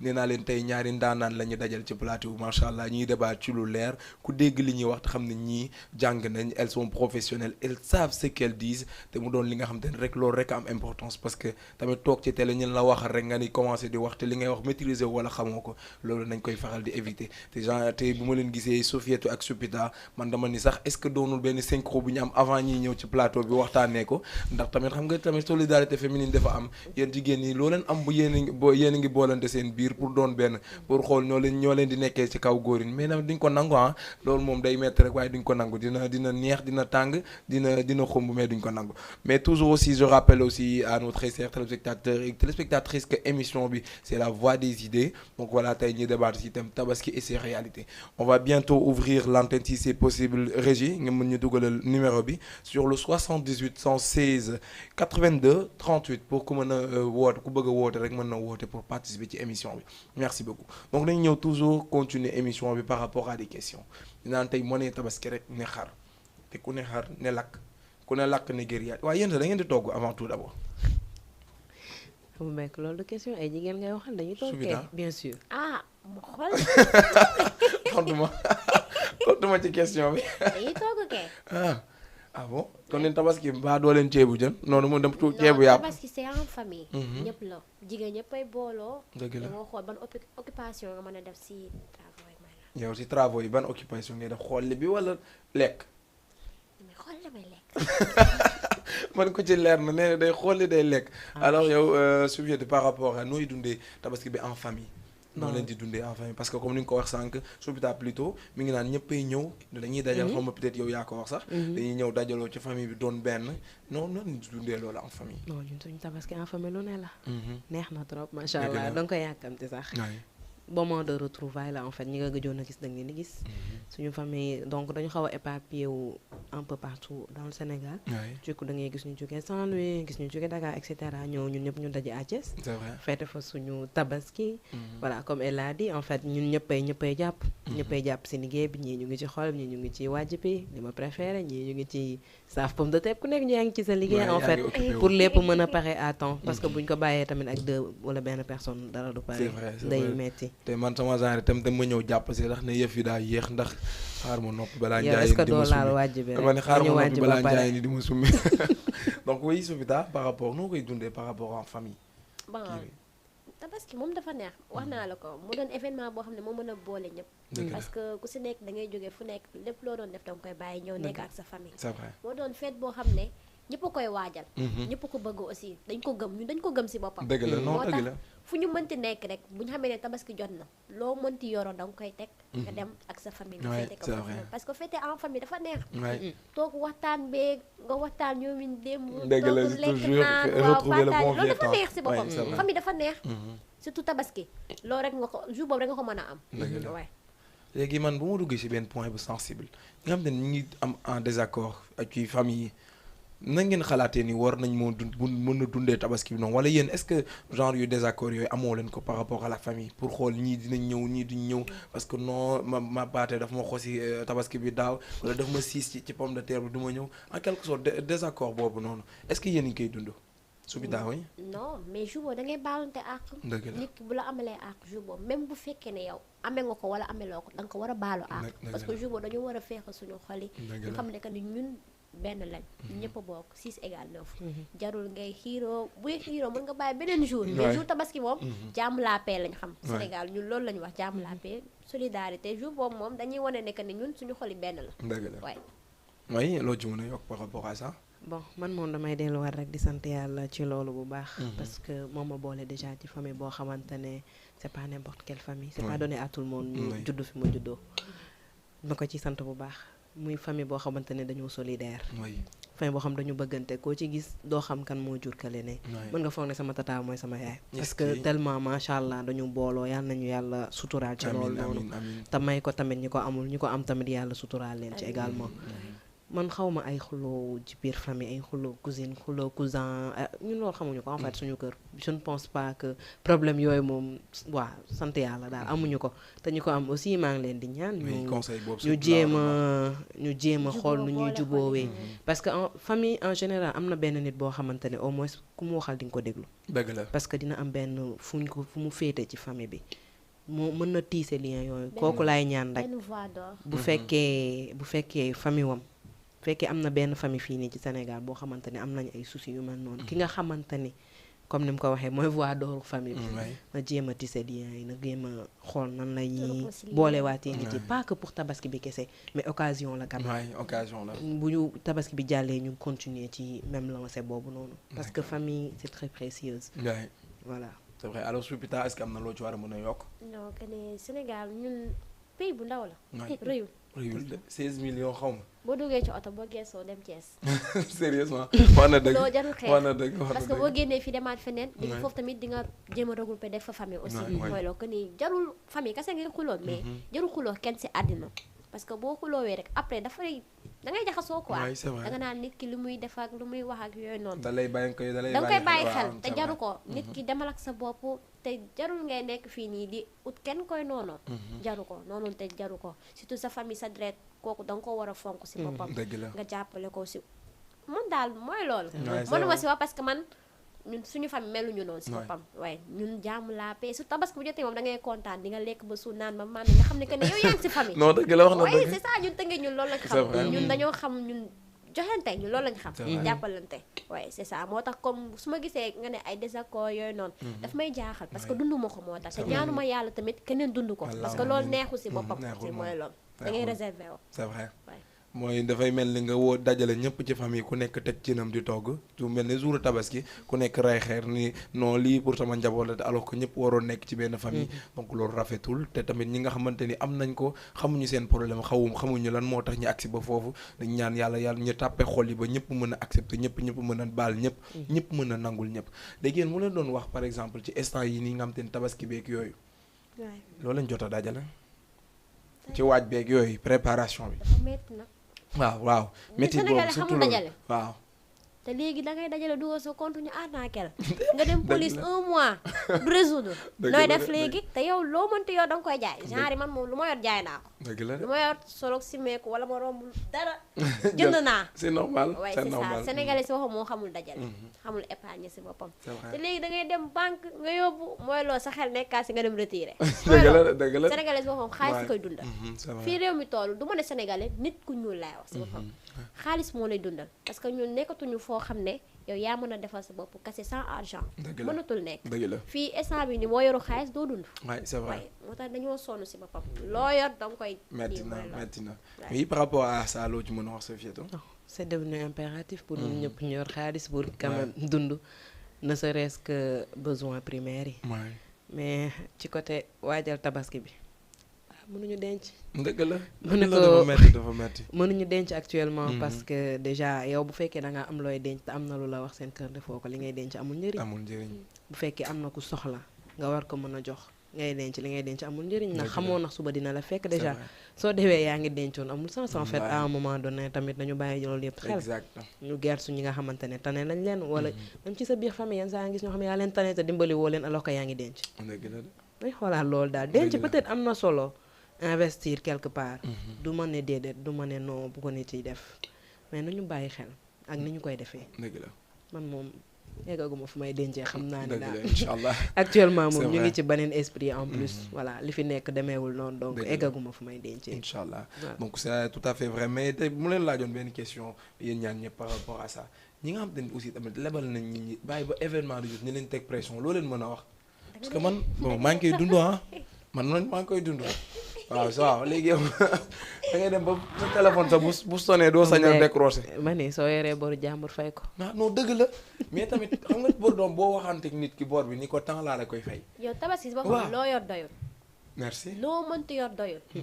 ku la koo xam ne daawaati géej gi da la leboon sax wóor na yaa saa si da nga koy fàttali. c'est toujours. parce que moo doon événement boo xam ne boo amoon bor day génne waat sa xel. may ñu jàmm ngi pour daawaati géej tamit ñëwal. ñi ma amee lañ ma fay. c'est vrai. banque naa maa ngi nii mouchoir laa yor sama poche. metti na nga dundee. dëkk bee metti si boppam. ba am na ñenn ñoo xam ne sax da nga leen di dañ lay ameel. mais yow di nga siy am ak ñoom coow. ndax tabaski bi te loolu jaru ko. wallaahi kóllëre rek moom la ñu war a sàmm si boppam mais sénégalais amul lool moom événement jotee day fàttali que yow mii sax maa ngi ñoo bokk ndey ak baay. dëgg non dëgg fay la ba rek xaalis moo demee noonu xaalis moo mel noonu. ñu naan xaalis seytaane balaa ngay xam ne seytaane la tabaski jot. sérieux mu doon ku la amee loon koo xam ne mayoon nga ko sax danga naan ka mayatuma la jox lii du dëgg lii doonatul tabaski kese am na lu ci rax. Non, ñun am dafa nañu doy waar, extraterrestre dafa ñu doy yàq waar. nañ ko waxante te dee. solu beeg simeeku beeg Dañu yooyu leen moo la dee. sonal. non séeréer moo sonal ñëpp. way parce que lekk beeg naan parents yi ñoom dinañ ko assuré. waay yow instant bi leen ngay assuré naa solo naa simeeku non naa séeréer rafet. parce que ku nekk sa bopp nga am. way c'est ça. boo sagalul sa bopp kenn du la sagal boo Ku nekk defalul sa yaay bopp sa kenn du la estaaru bopp, non way, dëgg la way. wallaay lazim Loolu laay c'est wax. vrai. oui par rapport à ça su fi loo ci mën a yokk ci bor yeeg yooyu. bon xam nga tamit nit ku nekk nit rek la. te ñun yàlla moo ñu bindee ñu bëgg xaalis ñun ñëpp bëgg xaalis. dëgg la de dëgg la. peut-être ku nekk am na ci ay limites mais limites yi tolloowuñ mais ñun ñëpp bëgg xaalis. à un moment donné sooy leb xam nga tamit sa kàddu da siy joué. waay. nga ne nit ki dinaa la jox temps tel jour. tel jour peut-être am na ñoo xamante ne ay am lu ñuy yaakaar ñoom également. dëgg la de. su loolu ñëw duñ la mën a jox temps tel jour. parce que am na ku leen keneen ku leen wax derrière temps tel jour. kooku Ouais, joxu leen c'est respecté vrai. wu ko. xam nga day compliqué ci te gor tamit boo gis ku nekk gor la. voilà te tamit parole dañ ko war a sàmm. sàmm kàddu. parce que nit moom bu fekkee mënatul gëm say parole lan lay gëm ci yow. wallaay lazim deseetu la dara. voilà kenn donc deseetu la dara. bu fekkee mën nga ko te yor nga ko ñi nga xamante ne mën nañ ko te yor nañ ko vraiment balaa ñuy xalaat jënd dara xalaatal fay parce Ouais. que tamit kooku tamit mu ngi xaar pour def ci leneen amoo mel ni yaa ngi appuyé su bitaade ndax moom mi naan ni ko amal nañ ko fay. amee nañ ko fay suñ ko mënee tamit nañ ko fay parce que ba nga koy leb dafa neexoon Dëgg moom la. tamit par exemple yow da ngay jël sa xaalis dem jëndi sa marchandise Ouais. da ngay jël sa xaalis bu takku wala bu peut-être takku par selon yow li nga mën Ouais, selon yow li nga mën parce que man 50 000 mën na takku ci man Dëgg la. 50 000 mën na ndaw ci moom dëgg la. takku selon li nga say moyen nga dem jënd sa marchandise ñëw nga lebal ay nit parfois sa famille parfois say xarit peu importe koo xam dëgg la. nga lebal ko mu ne la le 20 dinaa la fay le 5 dinaa la fay Ouais. parfois dañ naan la le 5 dinaa la fay dañ ci topp ba le 54 encore duñ la fay dëgg la. su fekkee da nga xaw a am tuuti kersa doo leen laaj am na ñoo xam Bëri doo na de, leen laaj sa bëri bor na, bëri donc na. dañ fay jaaree xaw a dof doflu voilà fàtte lu Day ko yàq fekk diggante fàttewuñ la ko Ouais. day yàq diggante fekk fàttewuñ ko am ñoo xamante ne moom macha allah boo leen lebalee ba tant que fayuñu la duñu nelaw man xam naa ci ay nit tant que fayuñu la duñu nelaw da leen di jaral sax bu ñu amee bu fekkee 20 000 francs la par exemple bu ñu amee 5 000 jox la bu ñu amatee 5 000 jox la di ko def noonu ba mu mat Ouais. du ñëpp ñoo dul fay bor mais ñi dul fay bor seen wax ji xam nga nit si dañ koy wax tamit dañ naan waaw nit ñi maa ngi leen lebal fayuñu ma du coup loolu mooy dem ba nit yëpp dañ koy jàpp ne nit ci duñu fay bor mais am na ñuy fay bor quand même am na ñuy fay bor mais ñu dul fay bor nag nañu ci jàpp su fekkee leer na leen ne mënuñu fay nañ bàyyi bañ a waa jàpp du nekkoo di kaasaaleel sa bopp yooyu. ñi la ameel nañ la ni fay. ma ma ameel dañ ma fay Dëgg yow la. tamit nga xam ne kii nii Waaw, mënu laa waaw. fay nga lebal ko yaa tooñ sa bopp ah benn instant tamit am na. te ñi nga xamante ne leer na leen ne mënuñu fay nañu bàyyi di leb parce que nit ki tamit day yaakaar ne boo ko fayee dina demaat mu mën a jëndaat Dëgg la. sinon yow yaay arrêté ni mu commencé woon jàmbur yëpp wallahi am yaa nañu koy fa arrêté mu business tombé tamit. à l'eau mu war a recommencer waat à zéro Mhm. am na ñoo xamante ne tamit loolu moo leen dëgg la sonal de, dafa metti. Sénégal xam nga dëkku defalante la dëkku partage la comme ni ñu koy waxee sànq ba tey dëgg la mais tamit soo amee leen nit ku bor da ngay xam ne bor la Ouais. ñaanoo ko dëgg la. mayu la ko également Ouais, donc ko c'est ko war vrai. a fay ci peut-être ni ngeen ko tegee woon ci seen ay kàddu ngeen jéem ko respecté le nu mu gën a mën a nekkee rek ngeen respecté ko dëgg la. voilà su mënul nekk tamit nga ñëw wax ak nit ki nga ne ko ah man de lii ak lii mais am na moom dañ lay ameel bor waay. duñ ñëw expliquer la lan moo leen téye lu tax fayuñu la yenn saa bi ñu ñëw expliquer la tu vas comprendre waay c'est parce que vrai. nit nga aussi nit moom mën nga ci- toll ci même situation boobu mu toll noonu ba ñëw di la koy expliquer mais su fekkee da ngay ñëw yoreel ma bor ba pare ma bëgg ci xuloo ak yow wala bëgg la ci mere juste parce que yoreel naa la xaalis xaw ma amaguma lu ma la fayee ba pare Metti bëgg na, la mere metti na, li ko kaa bi moo bëri je te jure, je kaa te bi moo jure. bëri te tabaski bi tamit ñëpp a soxla ñëpp a soxla comme ni mu ko waxee loo yor du doy xar day gën a cher ndugg yi moom yokku nañ ba pare waay. démb rek suñu kër loolu lañ doon jooy lépp yokku na Metti donc na. boo ci bëggee boole déjà charge yi nga xamante ne parce que bu ñu oublier nii di nga tabaski mais également li nga waroon def ci weer bi yëpp du dañaa dafay nekk waaw li quotidien. nga waroon def après tabaski ak Ouais. avant tabaski li wër li des ci weer bi yëpp da nga koy def Dépense- dépense bi du fi jógee waaw waay mi du ngi fi fi jógee mi ngi fi dépense c'est vrai. quotidienne bi du fi jógee de c'est vrai. donc nañu xam ne ni ñëpp dañu soxla ñëpp a nekk dans le besoin su dee yow mën nga jàppale nit ki jàppale ko peut-être parfois mën na la lebal dem sax ba lay fay nga xam ne kii nii war nga ko mën a may tamit nga may ko. ah non loolu am na. loolu am na compréhension. mais nag Surtout Abou foofu. Bekr Mhm. fayal bori donc de passage Mati dinaa la fay na sa xol sedd maa ngi ñëw léegi wéef la xam naa dama koy def 100 francs bëccëg rek ba mu mët ndax événement bi Soupita wax na ko nee na ñëppay soxla ndax xam naa ni charge yi bëri na ci ñëpp incha allah ñëppay jot donc Soupita est-ce que am nga loo ci war a mën a yokk par rapport ci kàddu yu Sofiatou wax. bon leneen rek laay wax que ni leb bi neex na moom nga leb ñu jox la nga satisfaire sa besoin mais yombal fay ba kaaw la ah dëgg la surtout boo yorul boo yaakaaree dara mu tas parce que fii Sénégal si boppam dañuy tas sa yaakaar dañ lay wax tey ñëw ñu utal la lay ne la suba ñëwaat ñu utal la beneen cas à la fin da ngay découragé yow doo xam nit ki loo koy wax si boppam da ngay dem ba da ngay am gàcce da ngay rus si boppam voilà loolu rek moo tax nit ñi mooy lool que ni boo xamee ne carrément mënoo fay bul leb loolu laa lay dégg waaye peu importe la situation nga yor ñàkk yo parce que mën nga yor sa beneen dab la nga dem dugal ko si fàtte nit koo xam ne mu ngi yaakaaroon ci yow que ne événement bi ki waroon na ma fay ma satisfaire sama lii yaakaar bu tas si boppam moo am Sénégal dafa metti te en plus dafa metti loolu ñaarul ko kenn dafa metti moom mooy loolu oui Sophie non mën na metti de parce que yow mën nga yoreel par exemple benn père de famille benn 50 000 francs bu mu waroon boo xamante ne mu ngi def ay dépenses am di def ay dépenses am quotidiennement calculer na ko parce que mu ngi ne 50 000 su ñëwee ma boole ka sama 80 000 muy 130 ma daal di jënd benn xar exact mu ngi calculer loolu teg na ko de côté léegi def na li ci des yëpp dépensé na ko ba mu des 80 yi nga war kaa tegal 50 am tegaloo ko xam nga loolu tamit tas yaakaar xaru 80 est-ce que amati na est-ce que amati na léegi brique sax dina am xaru brique dañ ko dégg non gars yi ñu ngi koy dégg dañ ko waxul mu jëm kaw rek ndax da ngay dàqaalu ni ko xar bi 1 million lay jar mu dugal la ku jàll la fa wala mu toj sa ngaam yi yaa ko toj man moom ku ma wax karu xar bi 1 million lay def lu ma la def nga song ko xeex ii loo ci fekk yaa ko teg sa bopp njëkk góor la bu sonn jigéen bu ñu jëndal xar rek ba pare jëlal say bagage dem sëy laajuma kenn xar wax na lu leer ku ma jox xar yóbbu ma seen kër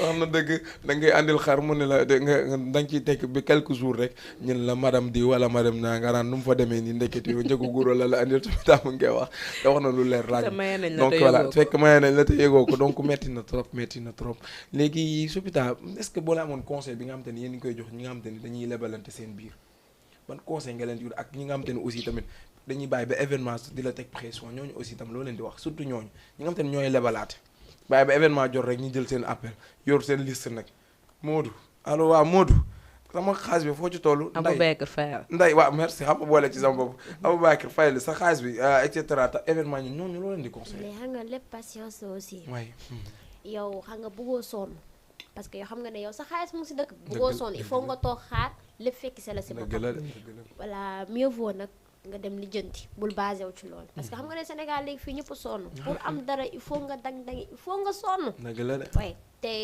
man lenn laay conseil boo amul bul sonal sa bopp toujours loolu laay wax boo amul bul sonal sa bopp parce que ñun loolu lañ ma yaree loolu lañ ma xamal boo amul bul sonn dundal ak li nga xam te moo nekk sa poos toujours sama yaay loolu la may wax boo amul rek bul si sonn mooy loolu nit ki da ngay doylu si boppam yow xam nga ne carrément boo lebee nit ki doo ko fay te loolu bàkkaar la si boppam parce que tooñ nga nit ki parce que nit ki mu ngi yaakaar si yow moom mu ngi toog benn place am def liste wam naan Aboubacry naan Soupita fii nii ndax xam nga mu ngi xaar parce que moom neen partagé na xaalisam mu ngi xaar revenu bi te loolu doo ko gis si boppam parce que Sénégal fii léegi nit ki da lay wax loo xam ne du ko def gëmatuñu suñuy kaar dañ lay wax ne la tey la bu subaa ñu def leneen waaw mieux vaut nag balaa ngay lebal nit ki da la wóor bul lebal n'importe qui parce que di nga ko lebal ba pare après pour yombal fay ma nag kaa lay doon nga am ci lu la metti c'est vrai oui Sophie loo ñu war a mën a andil foofu bon damay appuyer ni mu wax rek comme ni nga ko doon waxee sànq bu fekkee ni yow leer na la ni amoo moyen wu li muy jaay nga leb ko fay ko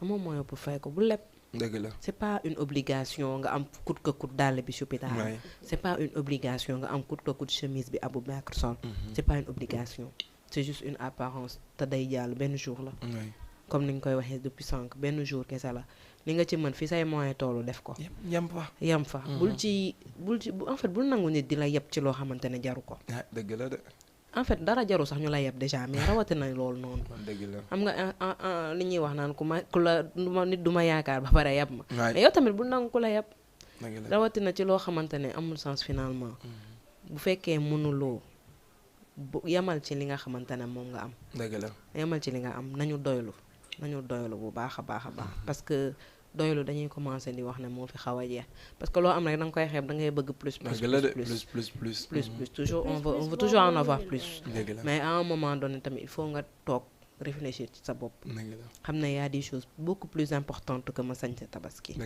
c'est vrai boo amee lu bees da nga ko war a sol c'est une obligation en quelque sorte ci religion bi mais nga leb jesner boo xamante ne leen doo ko mën a fay doo dem jëndi sa beneen touché bu peut-être benn mètre 1000 francs l'essentiel mooy na bees su dee mën nga ko na bees sol ko bu fekkee mais concurrence bi ñu doon wax sànq la rek parce que sol na jesner man tamit ma war a sol jesner sol na brocart ma war a sol brocart c'est un problème ouais c'est un problème c'est un problème sax man nag moom ma leeree ne doo ma fay du ma la lebal mbaaru yow côté boobu man su ma leeree ne doo ma fay du ma la lebal Sénégal duñ frais ñi dàq sañse duñ frais dañuy dem jënd lu yomb en tout cas na bees day reflété non je te dis waaw kii sañse na kii jasneer la wala lii naka te yow mètre 700 la 1000 francs ñu wàññi la 300 jaay la ko 700 nga dem waxaale ak tailleur koñ bi jox ko sa modèle boo capture ci internet dëgg la mu ñëwal la ko lu pop nga sol ko ñëpp naan waaw lépp tailleur bi la moom tailleur bi la moom di aussi jeune tailleur tamit Abdou Wade waaye sama tailleur boobu dëgg du neex mu ñëwul baaxul dëgg la comme Abdou Wade la mu ñëwul baaxul donc Abdou Wade dina ñëw ci yow nga xool ñu loo ñu mën a ñëwal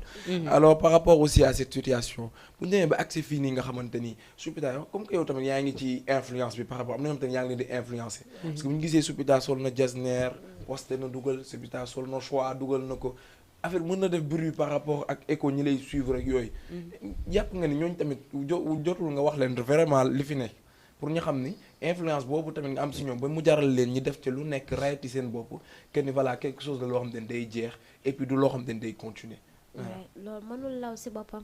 parce que nit ki du chaque jour ngay am. dëgg la waaye parfois ngay yor waaw nga wane ne que nit ñi carrément yow yor nga. dëgg la yaa ngi dund. boo yoree moom da ngay sénégalais moom noonu la mel du fen. bu yoree moom ñëppay xam ne yor na. bu yorul moom day woy di tëdd nelaw. man ngay waxal ko su ma yoree damay sol samay daal damay dem du ma toog benn place. dëgg la bon ñoom lenn rek laa leen wax. que ni jarul ñuy sonal seen bopp. que affaire bi du doon loo xam ne dañ koy forcer. dëgg la waaye parce que tendance si bopp nit da ngay bëgg sa bopp da ngay bëgg solo da ngay bëgg si meeku mooy loolu. loolu soo ko defee ñii dañ lay bëgg. waay nit da ngay bëgg sa bopp si boppam. waaye loolu laa am lu ma leen di wax que ne bëgg bopp rek moo tax mu ñu demee noonu. dëgg la waaye. alors boo amee loo mën a yokk ci kàddu Soupita yi lan nga ci war a mën a wax. bon c'est une bonne chose ah. nit dafa war a bëgg boppam. dëgg la nit dafa war a bëgg boppam di toppatoo boppam. nit lu muy xool ci yow ba di ko bëgg yaa ko gën war a gën a bëgg. waay su dee bëgg na sa sañse yaa ko war a gën a bëgg li nga sol. dëgg la donc looy sol tamit na la neex. na nga nekk à ton goût bul topp ne Soupita sol na lii.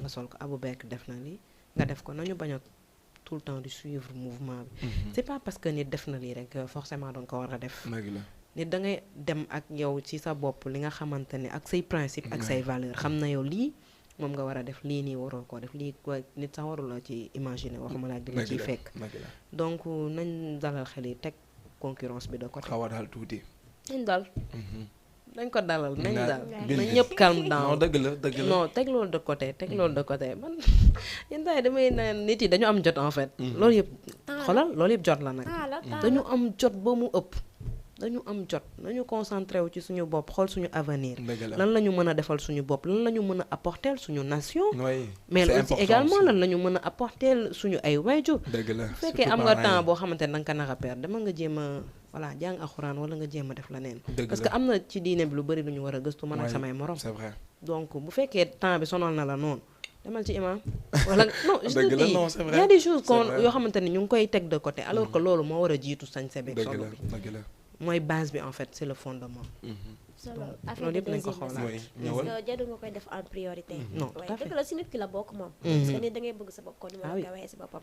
boo soloo ñi bëgg la ñi ñee la de kii li muy sol de rafet na mooy loolu parce que loolu sax mooy sénégalais moom loolu la xam moom en tout cas day sol loo xam ne da siy gis boppam ñi ñëpp naan kaan yow lii nga sol rafet na de su ko defee da siy fier. c'est vrai waay ñun loolu lañu xam si boppam waay. boo sañsee ñu ne rafet na moom da ngay kontaan. dëgg la de ndax nit ki amul lu dul boppam. sa bopp nga mën a sagal. oui nit ñi sagal la. sa bopp nga mën a toppatoo nit ñi toppatoo la wala ñàkk la toppatoo. toppatoo nga sa bopp. sa bopp nga mën a defal nit ñi defal la ñàkk laa defal nga sa bopp. udenum la gisee la lay ñawalee. la lay ëwalee du moins. mi ngi noonu. mi ngi noonu. donc alors bu ma ñëwee si benn point bu sensible tamit suñu papa yi bu ñu doon wax côté boobu noonu. actuellement tabaski bi daanaka ñu bëri nel parents yu bëri paternel yu bëri nelawatuñu dangay gis sax ñuy jàppante ci kër gi à certain moment pour xool non sérieux xool fan la xar bi di nan lay demee fan laa koy lijjantee ndax xalu 100 000 xalu 130 tamit boo ko xalaatee ci mois bi mën nga ci def dépense boo xamante ni mën na la yóbbu 1 mois par rapport ak nooy dundee ci kër gi wala dépense boo xamante ni mën na la def 1 mois et plus ça dépend ci famille ñi ñuy dundee tamit ñooñu tamit boo ne amoon loo xamante ni yéen tamit yéenay doom yi noo leen di dalalee seen xel par rapport à cette situation Soupita oui. parce que léegi comme genre xam nga da nga naan programme pour 1 mois. oui da ngay programme pour 1 mois benn fan lay yem. dëgg la. te loolu dafa metti si boppam. que ni xar dem bay jaay 130. waaw 100 000 francs. waaw 100 000 francs sax bu ndaw ngay am. dëgg boo la xam ne boo ko indee xale yi di ko jooy. c'est toujours c'est vrai. non non dëgg. parents yi ñun aussi dañ leen war a comprendre que ne ñoom li ñu am rek ñoom loolu la ñuy defal parce que ku si nekk parent bu nekk bëgg nga sa doom kontaan. waaye loolu fierté la si ñoom. defal loo xam ne sa doom dina roy ci yow. dëgg la dina ne sama yaay jàmbaar la sama papa jàmbaar la. mooy exactement surtout waaye que ni ñun nañ am compréhension bi nga xam ne àdduna moo demee noonu. waay dañoo toll foo xam ne am ñàkk am il faut nga def li nga mën. waay waaye bu sonal sa bopp parce que benn fan la day paase. ah so yeneen li si topp mooy gën a metti de. yeneen fan yi mooy gën a metti. quotidien bi ay nañ ko waxte ouverture ak yooyu noonu yëpp a ngi fi. tam xarit yooyu yëpp dafa metti. waaye te ñun surtout ñun décembre lañ gën a jël ñun mois boobu dañ ko jël moom ko. solo beeg si meeku bi ku ne dépense bi yemul ci benn fan. c'est vrai jarul ñu jël tabaski bi di ci sonal suñu bopp. si def loo xam ne yow après sax da nga koy réccu da nga naan jaru ko woon. dëgg la waaye def si loo xam ne mooy li la war rek. jëndal xar ñu rey après ñu féete ko en famille après c'est fini waay. mais tamit avant may ñëw ci Sofietou mi nga xamante ne aussi tamit am na yenn doom yoo xamante ni tamit des fois parents yi duñu leen comprendre parce que yow sa parent day dem lijjanti xar te mu leer na benn 100 000 bi mu amoon ci poche bi dugg na fu nekk pour am ko andi benn xar yow amoo looy def lu doon naan ko papa xar bu ndaw bi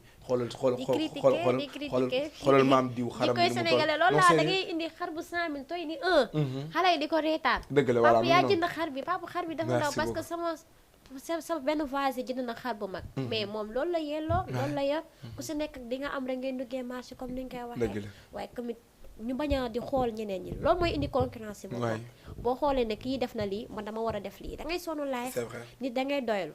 sa parent li mu am moom la moom bu sañoon doomam mooy gën a bég si àddina. parce que fii ku si nekk sa doom nga am. waaye balaa nga koy xam nga am ko si boppam. waaye c'est ça. donc oui Sofietou par rapport à cette question. bon dañu xam ne d'abord waajur yi lépp lu ñu defal rek xeeb nañ ko. dëgg la ñu ngi xool au-dessus bu ñu mënoon tey jii nii décrocher lune bi jox ñu ko dañu koy jox suñu ko soxlaa.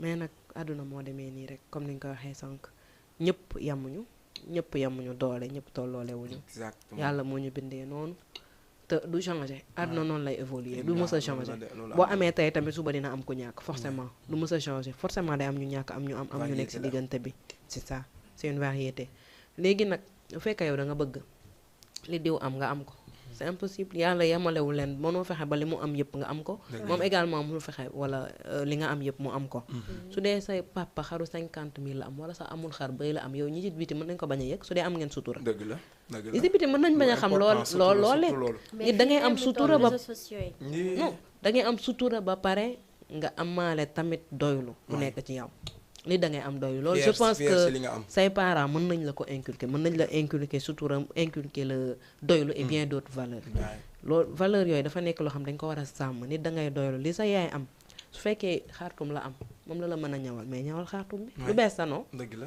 bu fekkee nag sa papa millionnaire la Youssou Ndour mooy sa papa bah ñëwal say jesner y a pas de souci man say jesner yéene naa la ko ça me dérange pas man su ma amul yére tabaski ça me dérange pas parce que du sama priorité du loo xamante ne mooy sama objectif dans cette vie c'est pas ça mon objectif dëgg la c'est une fête religieuse on se doit de la fêter mais dafa am ay limites dafa am fu muy yem nañ yem ci cadre fête bi xam ne lii ak lii la li nga xamante ne moo ci ëpp solo ëpp ci njëriñ ñu def ko li nga xamante ne mooy kii bi nuñ koy xeeti mooy solo bi en fait nañ ko def mais li ci des yëpp ay banalité la lu ko wër nii li ci ëpp sax ay banalité la te ñun dañoo jëm ba bëgg a inverser donne bi bëgg a jël banalité yi def ko à la place de priorité bi jël priorité bi def ko à la place de futurité yi alors que warul demee noonu nañ doylu nañu am sutura nañu yërëm suñu waajur yi parfois da ngay gis sa papa que ni sonn na yow dama nga dalal xelam ne ko papa ñun boo indee ginaar sax ça va amuñu problème boobu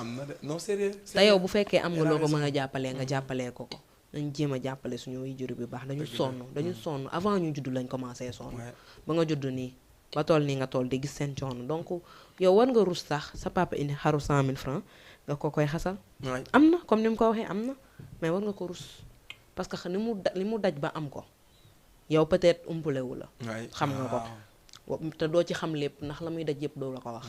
sa papa li muy daj yëpp du la ko wax sa yaay li muy daj yëpp du la ko wax. soo ci amee loo ci xam ba di ko yërëm xamal ne 20% la donc yokkal sa yërmande ci moom. ndax lim la nëbb. macha allah sañoon na naan sama yaay day am sama papa day am su ko defee man dañ may gate waaye parce que parent li neex doomam rek neex na ko si boppam te soo sañoon sa doom day béggee day happy relax mënatuñu def nañ ba mënatuñu xooli beneen parent jaamu pour sa suusi moom dafa kii mooy sama yaay kii mooy dañoo am jaru ko yàlla bu fekkee bañkat nga waay bu fekkee bañkat nga way par rapport dafa mel ni tu as l'air étonné ci li mu wax gestion nan ngay mën a amee say waajur yàlla tànnal la ko yàlla du juum lu mu def noonu la lu mu def noonu la du juum ci leen mu tànnale say waajur nga dem na ñeneen ñooy nekk sa waajur lu ñu la fa def na la neex rek dëgg la moo tax lu la ci fekk rek yaa ko teg sa bopp Choupita dafa souligner lu am solo mooy ñi nga xamante ne en fait dañuy xeeb seen waajur wala dañuy yaakaar ni parce que maa ngi ànd ak Choupita top modèle la genre peut-être Safi mi ngi ànd ak moom naan non Choupita top modèle la day daal yu muy sol yu cher la ay marque ñoo koy financer et cetera kon donc war naa mën a def ni moom bu ko jaree nga dem ba seen kër sax xaritoog papam ak yaayam ndax ñoom am na benn peut-être benn liberté bi ñu ko may ci côté boobu ndax tamit moo ko liggéey ci seen kanam ba ñuy wóolu ko def ko confiance may ko yow mi peut-être say parents am nañ problème boo xamante ni bu ñu reeree tey ndekki bi dina xaw a am ba mais terewu tam bàyyiwuñu benn yoon ndax bu ñu sañoon bégal ñëpp mais léegi yow da ngay gis ku abandonné ñooñu sax dem di nekk ci beneen famille moitié midi soir te famille bi dañuy dem ba maanaam famille Choupita bi mën nga ñëw ba foofu ñu accepter la nangul la parce que ñoom day dem boo xamante ni yàlla ñoom lañ leen yare ñoom duñu poser question duñu ni lu xew lan moo tax nga bàyyi si nga dañuy jàpp ni Choupita nga fay seet moo la fay sa xarit boobu ngay ñëw ñëw ba ñuy def la seen doom te yëgul ni ñëw yaa ngi abandonné say parents à côté ñooñu loolu lañ mën a conseiller par rapport à ça ñëw Choupita avant de venir à Sofietou. bon man lenn laa leen di wax que ni parent boo ko bàyyee tôt ou tard da ngay dellu dëgg la yaay yërmande bi muy am si doom keneen mënu ko am muy xarit di jëkkër di copain ak nu mu fa mënti demee yaay rek lay doon c'est unique benn la boo ko xasee ba ñàkk jeex na mooy loolu mën nga ñàkk jëkkër nga xëy amaat beneen jëkkër loolu du dara mais parent nga perdre ko dafa metti si boppam mieux vaut nag ngeen nekk soutenir seen parents yi si boppam laa wax du ma wax sax yéen yi dama naa ngeen soutenir seen parents yéen a leen mën a jàppale defal leen ñu xam ne que ni doom bi ñu jur nii ñun fier nañ ci moom waaye parce que dama koy rappeler fierté nekkul nga am oto wala kër ñëw ni sa papa wala yaay kër ngi nii oto ngi nii fierté déjà ça commence d'abord par le cœur nga ñëw lu ñu am émotion bu ñuy dund nga partager ak ñoom loolu lu ñu la mën a jox pain beurre nga wan leen ni lekk ko ak fierté ni leen pain beurre bii de yéen a ma ko jox donc dama koy lekk ak fierté ndax yéen a ko ñàkk di sàccoo leen ko abbiwoo leen ko ñaanoo leen ko seen poche la jóge malgré que loolu la ñu am ñoom dañuy dem ba xam ni fierté bu ñu am ci seen doom maanaam jur benn doom bu mel ni xam te ni comprendre na leen lu important yi je vais laisser la parole à Sofietou. donc damay commencer fi nga daanele mooy compréhension bi soo comprendrewul say waajur yow kan ngay comprendre ñoom ñi nga xamante ne ñoo la comprendre ñoom ñoo nekk ci sa wet ñoo la tette ba nga toll foo mënti toll ñoom la ak loo mënti def rek ci àdduna ñoom la donc da nga leen war a delloo njukkal te mënoo leen delloo njukkal su dee da nga leen di bëgg a abandonner man je ne vais jamais comprendre ce concept nga abandonner say parents dem approprier wu yeneen parents parce que say parents amuñu wala ay illettrés lañ wala quelque chose comme ça say parents nu ñu mënte mel yàlla moo la tànnal boole laa ñoom ma ne damaa fier ci samay parents damaa fier ci sama papa damaa fier ci sama yaay dama leen bëgg ba gëmeewu ma leen moo tax man concept boobu bi mu ko waxee sax dama tiit parce que j'étais pas au courant en fait man am na yoo xam bëri na yoo xam dina xew ci réew mi ma jàll te du ma ko yëg ça en fait partie c'est vrai parce que man loolu mënuma ko concevoir duma ko mës a accepter dafa am loo dund xamoo ko non je te dis c'est incroyable en fait affaire bi daf ma étonné carrément daf ma étonné ma leen di ñaan di leen conseiller ñu delloo seen xel ci lu bëri xam ne ñoom seen parents bu fekkee situation bi ñu nekk dafa précaire ba ñu war leen mën a xeeb situation boobu nag moo war a nekk seen motivation ñu génne leen ci situation boobu loolu moo war a nekk seen source de motivation ñu fight loolu ba nga xamante ne ëllëg seen parents yi dinañ kontaan ci ñoom ñoo leen di génne ci foofu mais pas ñu leen di abandonner loolu c'est le comble loolu moom c'est le comble ak li ñu wax ci waajur yëpp je pense que ku ci bàyyi xel non dafa unique comme ni ñu ko waxee sànq yow ñun ñëpp suñu waajur yi nga xamante ne dese nañ leen wala suñu waajur yi en général yal na leen fi yàlla bàyyi ñu yàgg fi ñu fekkee suñu njëriñ ñu teral leen loolu la ñuy ñaan mais yow soo fekkee yow sa yaay gaañoogul sa papa gaañoogul nga bàyyi leen ñooñu kon yow ñu gaañoog ñu dund nga yemale dara du la def benn effet te gis nga bis boo leen ni nga leen abandonné noonu nag xëy na mën na bañ a def effet ci saa si mais li nga koy waxee rek luñ la def loo def loo defaate ñu def la ko waaw gis nga ni nga leen ko defee dina am keneen ku la yàlla karma am la yore routine sax lay doon même non affaire bi day ñëwaat forcément da lay dalaat te noonu nga leen bàyyee gis nga àq boobu nga leen di amee yow sa yaay boo guddee sax day jaaxle tout le temps da lay woo 19h sa yaay mi ngi lijjanti fan nga nekk fan nga féete lu tax egsi wala goo bu fekkee comme man par exemple su ma nee ko maa ngi ñëw Thiès du am jàmm tant que agsi wu ma dëgg la mu ngi noonu moo tax sax doo sax bëgg di ko informer ci yenn yi parce que da nga koy bëgg a protéger tellement da nga koy bëgg doo bëgg lu ko metti da nga koy bëgg a protéger dëgg la comme li may wax nañu dellu gën a fonk suñu waajur yi waajur dafa important de bala nga xam na nga ñàkk ko xëy na man ñàkkaguma ci macha allah benn sant naa ci yàlla bu baax te maa ngi ñaan tamit ñu fekkee sama njëriñ toog fi yàgg fi lool mais imagine ni nga xamante ne ñàkk nañ ko soo gisee ni ñuy dundee ak niñ la koy expliquer da ngay xam ne nii tu sens que y a un vide non bu nekk ci ñoom te loo xamante ne dara mënu ko remplir ak nu mën a nekkee comme ni mu wax exact am na ñoo xamante ne di nga leen am ci sa vie am na ay xarit yoo xamoon daaw ren gisatoo leen dëgg la de non ça te fait rien yaa ngi dund sa dund mais tu imagines ça aurait été ta mère non sérieux tu imagines ça aurait été ta mère wala ça aurait été ton père nan la sa vie di nekkee actuellement nii non man loolu non loolu donc c'est incroyable man daal li ma leen di ñaax di leen ko ñaan dama leen koy sax ñaan ngir lillaahi wa rasuuli rek nañu jàppale seen waajur c'est très important de lañ fi am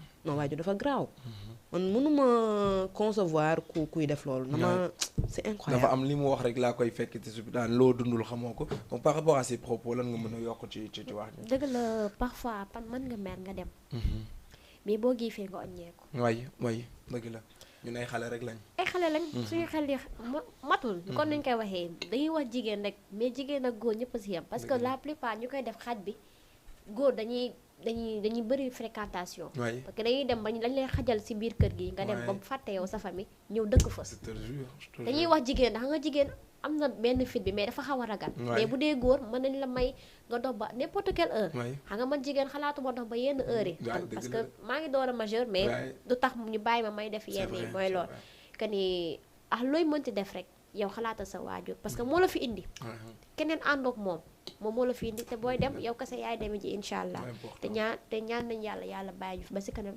ku si nekk nga teral sa waajur xam ne moom nga am moom moo priorité de bul jël kenn teg ko ci kawam bul ne kii nii moom laa gën a bëgg ka sama yaay wax jooj sa dafa foor kenn ko wax yaay ak pap ci kaw keneen kuy ñëw na topp seen ginnaaw waaye man loolu la am lu ma leen di wax dañ fokk suñu mama yeeg suñu papa yeeg maa ngi nuyu Yacine Ngom borom caakiri yeeg borom ngalaxi borom crème yi waaw dëgg du neex sama yaay la sama xarit la sama mag la mag sa laa koy woowee parce que man sama maam moo ma yar sama maam laay wax yaay mais sama yaay turam sa laa koy woowee te loolu du yoon mais juste que ne maag moom dañoo am complicité boobu aussi di nuyu aussi sama papa de Aline maa ngi koy nuyu di ko bégee sama xarit la sama confident la loolu laa koy wax toujours que ni man dama bëgg sama parent yi waaye ni da ngay bëgg sa parent ba nga xam ne que ni yow mii da nga fonk say waajur waaye leneen lu si laxasu nag ñu xam ne loolu la nag parce que cat dafa gaaw aussi ngay ñaan yàlla musal la si cat que ni seen diggante gën a ratax te yëpp ñëpp laa koy ñaanal nag parce que loolu dafa neex complicité entre parents dafa neex mu ngi mel ni caaki rek soo li nga am fi mënoo ko am feneen mën nga dem jubóo yaayu xale bi muy seq ak yow mais doo ko dépassé c'est vrai sa yaay mën nga ko wax yenn yi mu xaw si mer nga reculer après da nga ñëw jégalu ko ça va da ngeen nekkaat à l'aise way mais yaayu jàmbur doo ko dépassé parce que danaa naan sama doom dépassé ma yow amoo droit dépassé ma dina la wax loo xam ne yow sa yaay ji di la su ko jur sax mosu la ko wax si àdduna te loolu du la neex waaye sa yaay bu la ko waxee ça va parce que moo la jur am na droit wax lu la neex am na droit def lu la neex mais ki la xam ne jurul la amul si yow benn droit wax la loo xam ne yow sa yaay bi la jur sa waxu la ko dafa metti même si des fois da nga koy accepter sax mieux vaut nag yow nag yaa am sa fulaay bopp bañ ku la yeb te soo bañee ku la yeb toppal sa ginnaaw waajur parce que ñoo ginnaaw yàlla ñoom la way man loolu laa am lu may conseillé macha allah kàddu gi rafet na trop wala on va laisser la parole à Sofiatou bu fekkee am na lu mu ci war a mën a teg li ma ci war a mën a yokk rek mooy lenn yow waroo nangu kuy manquer de respect say waajur. te am na nooy comporté woo ku la xool rek day respecté que la jur. parce que ku la xool dina xam ne yow mi dañ la yar. dina xam ne yow mi daa am foo jóge. mais am na benn comportement wala benn melokaan boo xam boo ko amee rek di nga tax ku la warul yab la yow te yab say waajur. yab ña nga bàyyi seen kër ndax dina ne kii kon kenn yaru ko ku la ne kenn yaru la xam nga ni saaga na say waajur. kenn yaru la te di nga koy dégg pourtant béy na de nit ñi jàppewuñ ko dara mais man kenn yaru la man nga ne ma damaa réew man personnellement moo ma gën a nga ne ma kenn yaru parce que j'ai reçu une bonne éducation. gis nga fii nii la plupart on a tous et toutes reçu une très bonne éducation. suñ problème mooy qu'est-ce qu'on en fait de cette éducation lu ñeexe dañ koy rejeter dem nekk leneen adopté baneen vie adopté baneen affaire ne ñun lii mooy suñu yëf. mais ku nekk am na lu sa waajur def si yow de. yow yaa koy dindi nga sànni rek. donc kàddu boobu man kenn yarul la kàddu boobu man mën na ma atterrir loolu man bëgguma kàddu boobu. da ngay blâmer sa parent yi. non je te dis parce que li muy blâmer derrière la man samay waajur dama leen fonk. boo nee ma kenn yaru ma man ñooñu lay xalaat de man xalaatuma man nee ma yaruma. nee ma danga réew wax ma lu la neex. mais bul leen ci dugal. donc kenn yaru la bu ñu la ko waxee rek war nga xoolaat sa bopp. donc yaa ngi tax nit di manquer de respect say waajur. ku nekk war na xool comportement wa c'est très important. parents bu ñu leen respecté rek. yow si nit ki la si jëmm ji la. waaye yow probablement yaa respecté sa bopp ba nit du am fitu wax la quoi ce soit. parce que nit yow yaa am sa fulla am sa jom. waaye bañ wane kanam tamit boo xam ne dañ lay dépassé. dëgg la parce que Sénégal dafa gaaw a bàyyi boppam. da ngay confiant de trop si nit ki nag mu dem wax moo boo xam ne yow am genre surtout nit ki boo xam ne da nga ko rus. dina la wax moo boo xam ne yow du la neex. waaye mais doo ci mën a wax. dina la métti au fond nag mais ça va aller. juste que ne lenn rek laay wax soo bañee ku la yeb bañ la wax loo xam ne dalay metti metti say parents yow respecté ko.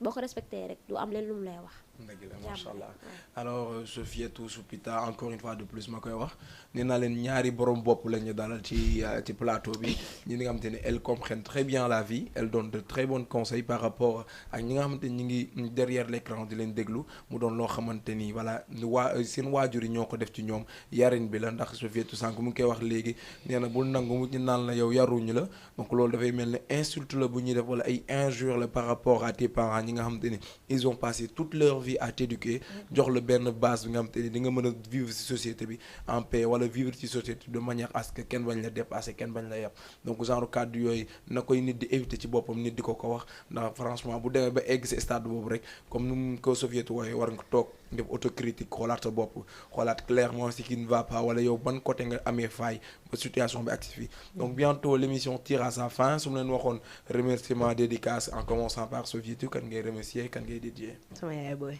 dëgg la macha allah. sama yaay booy ma meilleure amie. moom mi ma xamal lépp. te kenn yëgu ko. dëgg la. moom laay njëkk a remercier. voilà di remercier également sama papa. bon man sama yaay mooy sama xarit sama papa sama xarit la également. dama leen di tooñ ñoom yenn saa yi ñu tiraaye fii dugg génn. dëgg la parce que ñun suñu famille loolu xam dañuy tooñante yenn saa yi waxante ay affaire mais lépp ci cadre foo ak réel la rek. te tamit du nekk ci cadre boo xam di nga dépasser nit ki wala donc il me manque énormément tout le temps dama leen di namm moo tax tout le temps damay bëgg di dem di leen seeti et tout ça ñoom ñaar lay njëkk a nuyu avant tout le monde également di remercier téléspectateurs yi ñu seetaan di nuyu waa Thiès di faire un coucou à mes tantes ça je vais dire pour ne pas vraiment kii kenn ñoom ñëpp maa ngi leen di saluer de passage sa Awa Tande Fatou maa ngi leen di nuyu ñoom ñëpp di leen saluer de passage di saluer sama maam sama waa kër maam fii nii waa Jëppal di saluer également sama benn xarit samay xarit sax laay wax ñoom Raki voilà xam nga ko ñoom Lalia et cetera maa ngi leen di saluer ñoom ñëpp de passage voilà kontaan naa vraiment ci émission bi voilà di leen dire peut-être à la prochaine merci beaucoup Inch'Allah merci beaucoup à Sofietou on va laisser la parole à Soupita mu nee na liste la indaale bu yeboo ku nekk toog préparé wu xaar ko préparation alors on t'écoute man moom dinaa liste lay wax. waaw parce que man ñëwal amul benn problème Tëngéej xaaj bi ñëpp laa xam. yow nitu ñi nga c'est normal te sans loolu sax damay nuyu waa Tëngéej avant tout. aussi samay parents moom dama leen di nuyu moom. parce que loolu moo priorité. dëgg la mais Yaas borom ngalax. borom créé bi. dëgg la borom loolu laa koy tooñee à chaque fois waaye moom maa ngi koy nuyu di nuyu aussi sama papa Alioune waaye. France waaye maa ngi koy nuyu. aussi di nuyu sama maam mère Aïda Diop. waaw moom grâce à moom lépp moom la aussi. moom tamit dama koy gërëm bu baax. parce que def na lépp ci man. macha allah aw ma fayam moom. aussi di nuyu suñu waa kër. suñu toggal ak ñoom Ndeye Pène ak ñoom Collé ñëpp maa ngi leen di nuyu. kenn du leen bàyyi ñoom. waaw dëgg du neex di nuyu mafia bi. dama joxe tur yi nag balaa ñu may. joxel tur yëpp ñëwal. waaw Tima Mati. Mbalo.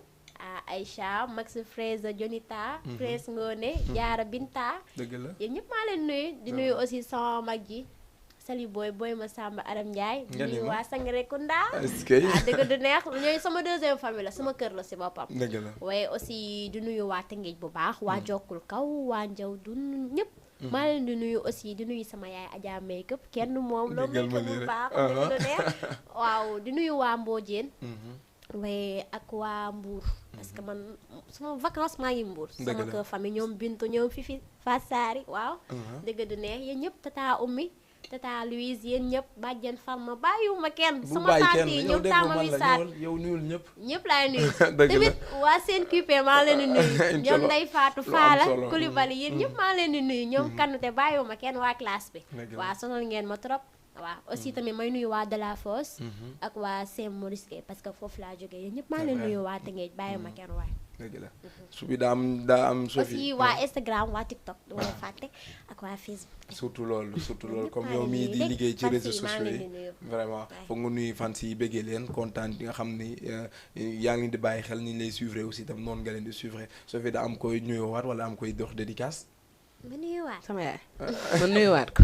da nga koy nuyuwaat. nuyuwaat naa sama yaay kon neex joxaat naa ko dédicace joxaat na dédicace de la bon petite di nuyu maman ñëpp adorée ku lim tamit da ngay juum. loolu rek maa ngi nuyu ñëpp daal maa ngi nuyu ñëpp di sant ñëpp ñu ñuy seetaan ñi ñuy déglu ñu ñuy bàyyi xel. sama famille bàyyi ma kenn. maa ngi nuyu nag kenn du ma nuyu. Abou Mbek waaw. télé bi la ñu ko nuyu Jama TV. ma ngoog def ñeel lu rafet ndax ku nuyu télé bi nuyu ma ku nuyuwul télé bi tamit nuyu ma ndax man maa ngi ci biir télé bi mooy man maay télé bi macha allah. alors merci beaucoup à notre chers téléspectateurs et téléspectatrices comme ni ñu koy faral di defee tous les jours à partir de 11h jusqu'à 13h tey ñu am ñaari ndaanaan yi nga xamante ni macha allah teewal nañ fi jigéen ñëpp teewal nañ fi parents yëpp teewal nañ fi frères yëpp ndax li ñu fi débattre wala li ñu fi wax ci sujet rek ku toog ku leen déglu di nga xam ne ñii xam nañ mature nañ te comprendre nañ bu baax fu ñuy teg seen tànk macha allah maa leen nuyu de passage aussi à Soupita et Sofietou ndax ñoom aussi tamit bu leen neexoon nga invité la ñun la non Soupita ne la non dama am nu mu tuddati Igérie je suis prise comme Igérie je dois faire pose photo mënuma ñëw ku si mel ni Sofietou dina la woon ni ma benn entreprise moo ma contacté léegi électricien la soxla il faut que ma dem bu ko defee doo ci mën dara yow mi présentateur kon donc di leen jaajëfal di leen delloo njukkal bu baax de passage aussi je salue un gars du G15 Mor Thiam macha allah Mor Thiam nga xamante ni moom dynamique la am ak cawarte daal macha allah et di nuyu ñëpp te kulim jium di leen jox rendez-vous ba à la prochaine inchallah ici sur la Jama TV dans votre émission La Voix des Idées et passez une excellente week-end wala sax dimanche laa wax passez un bon dimanche merci beaucoup.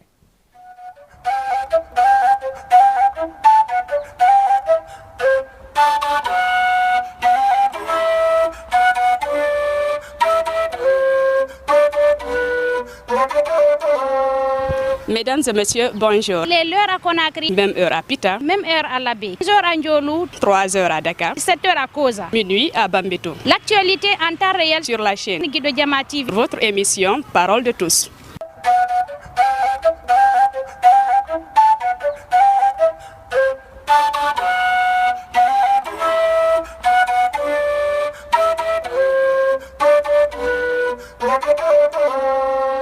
Voici la question du jour.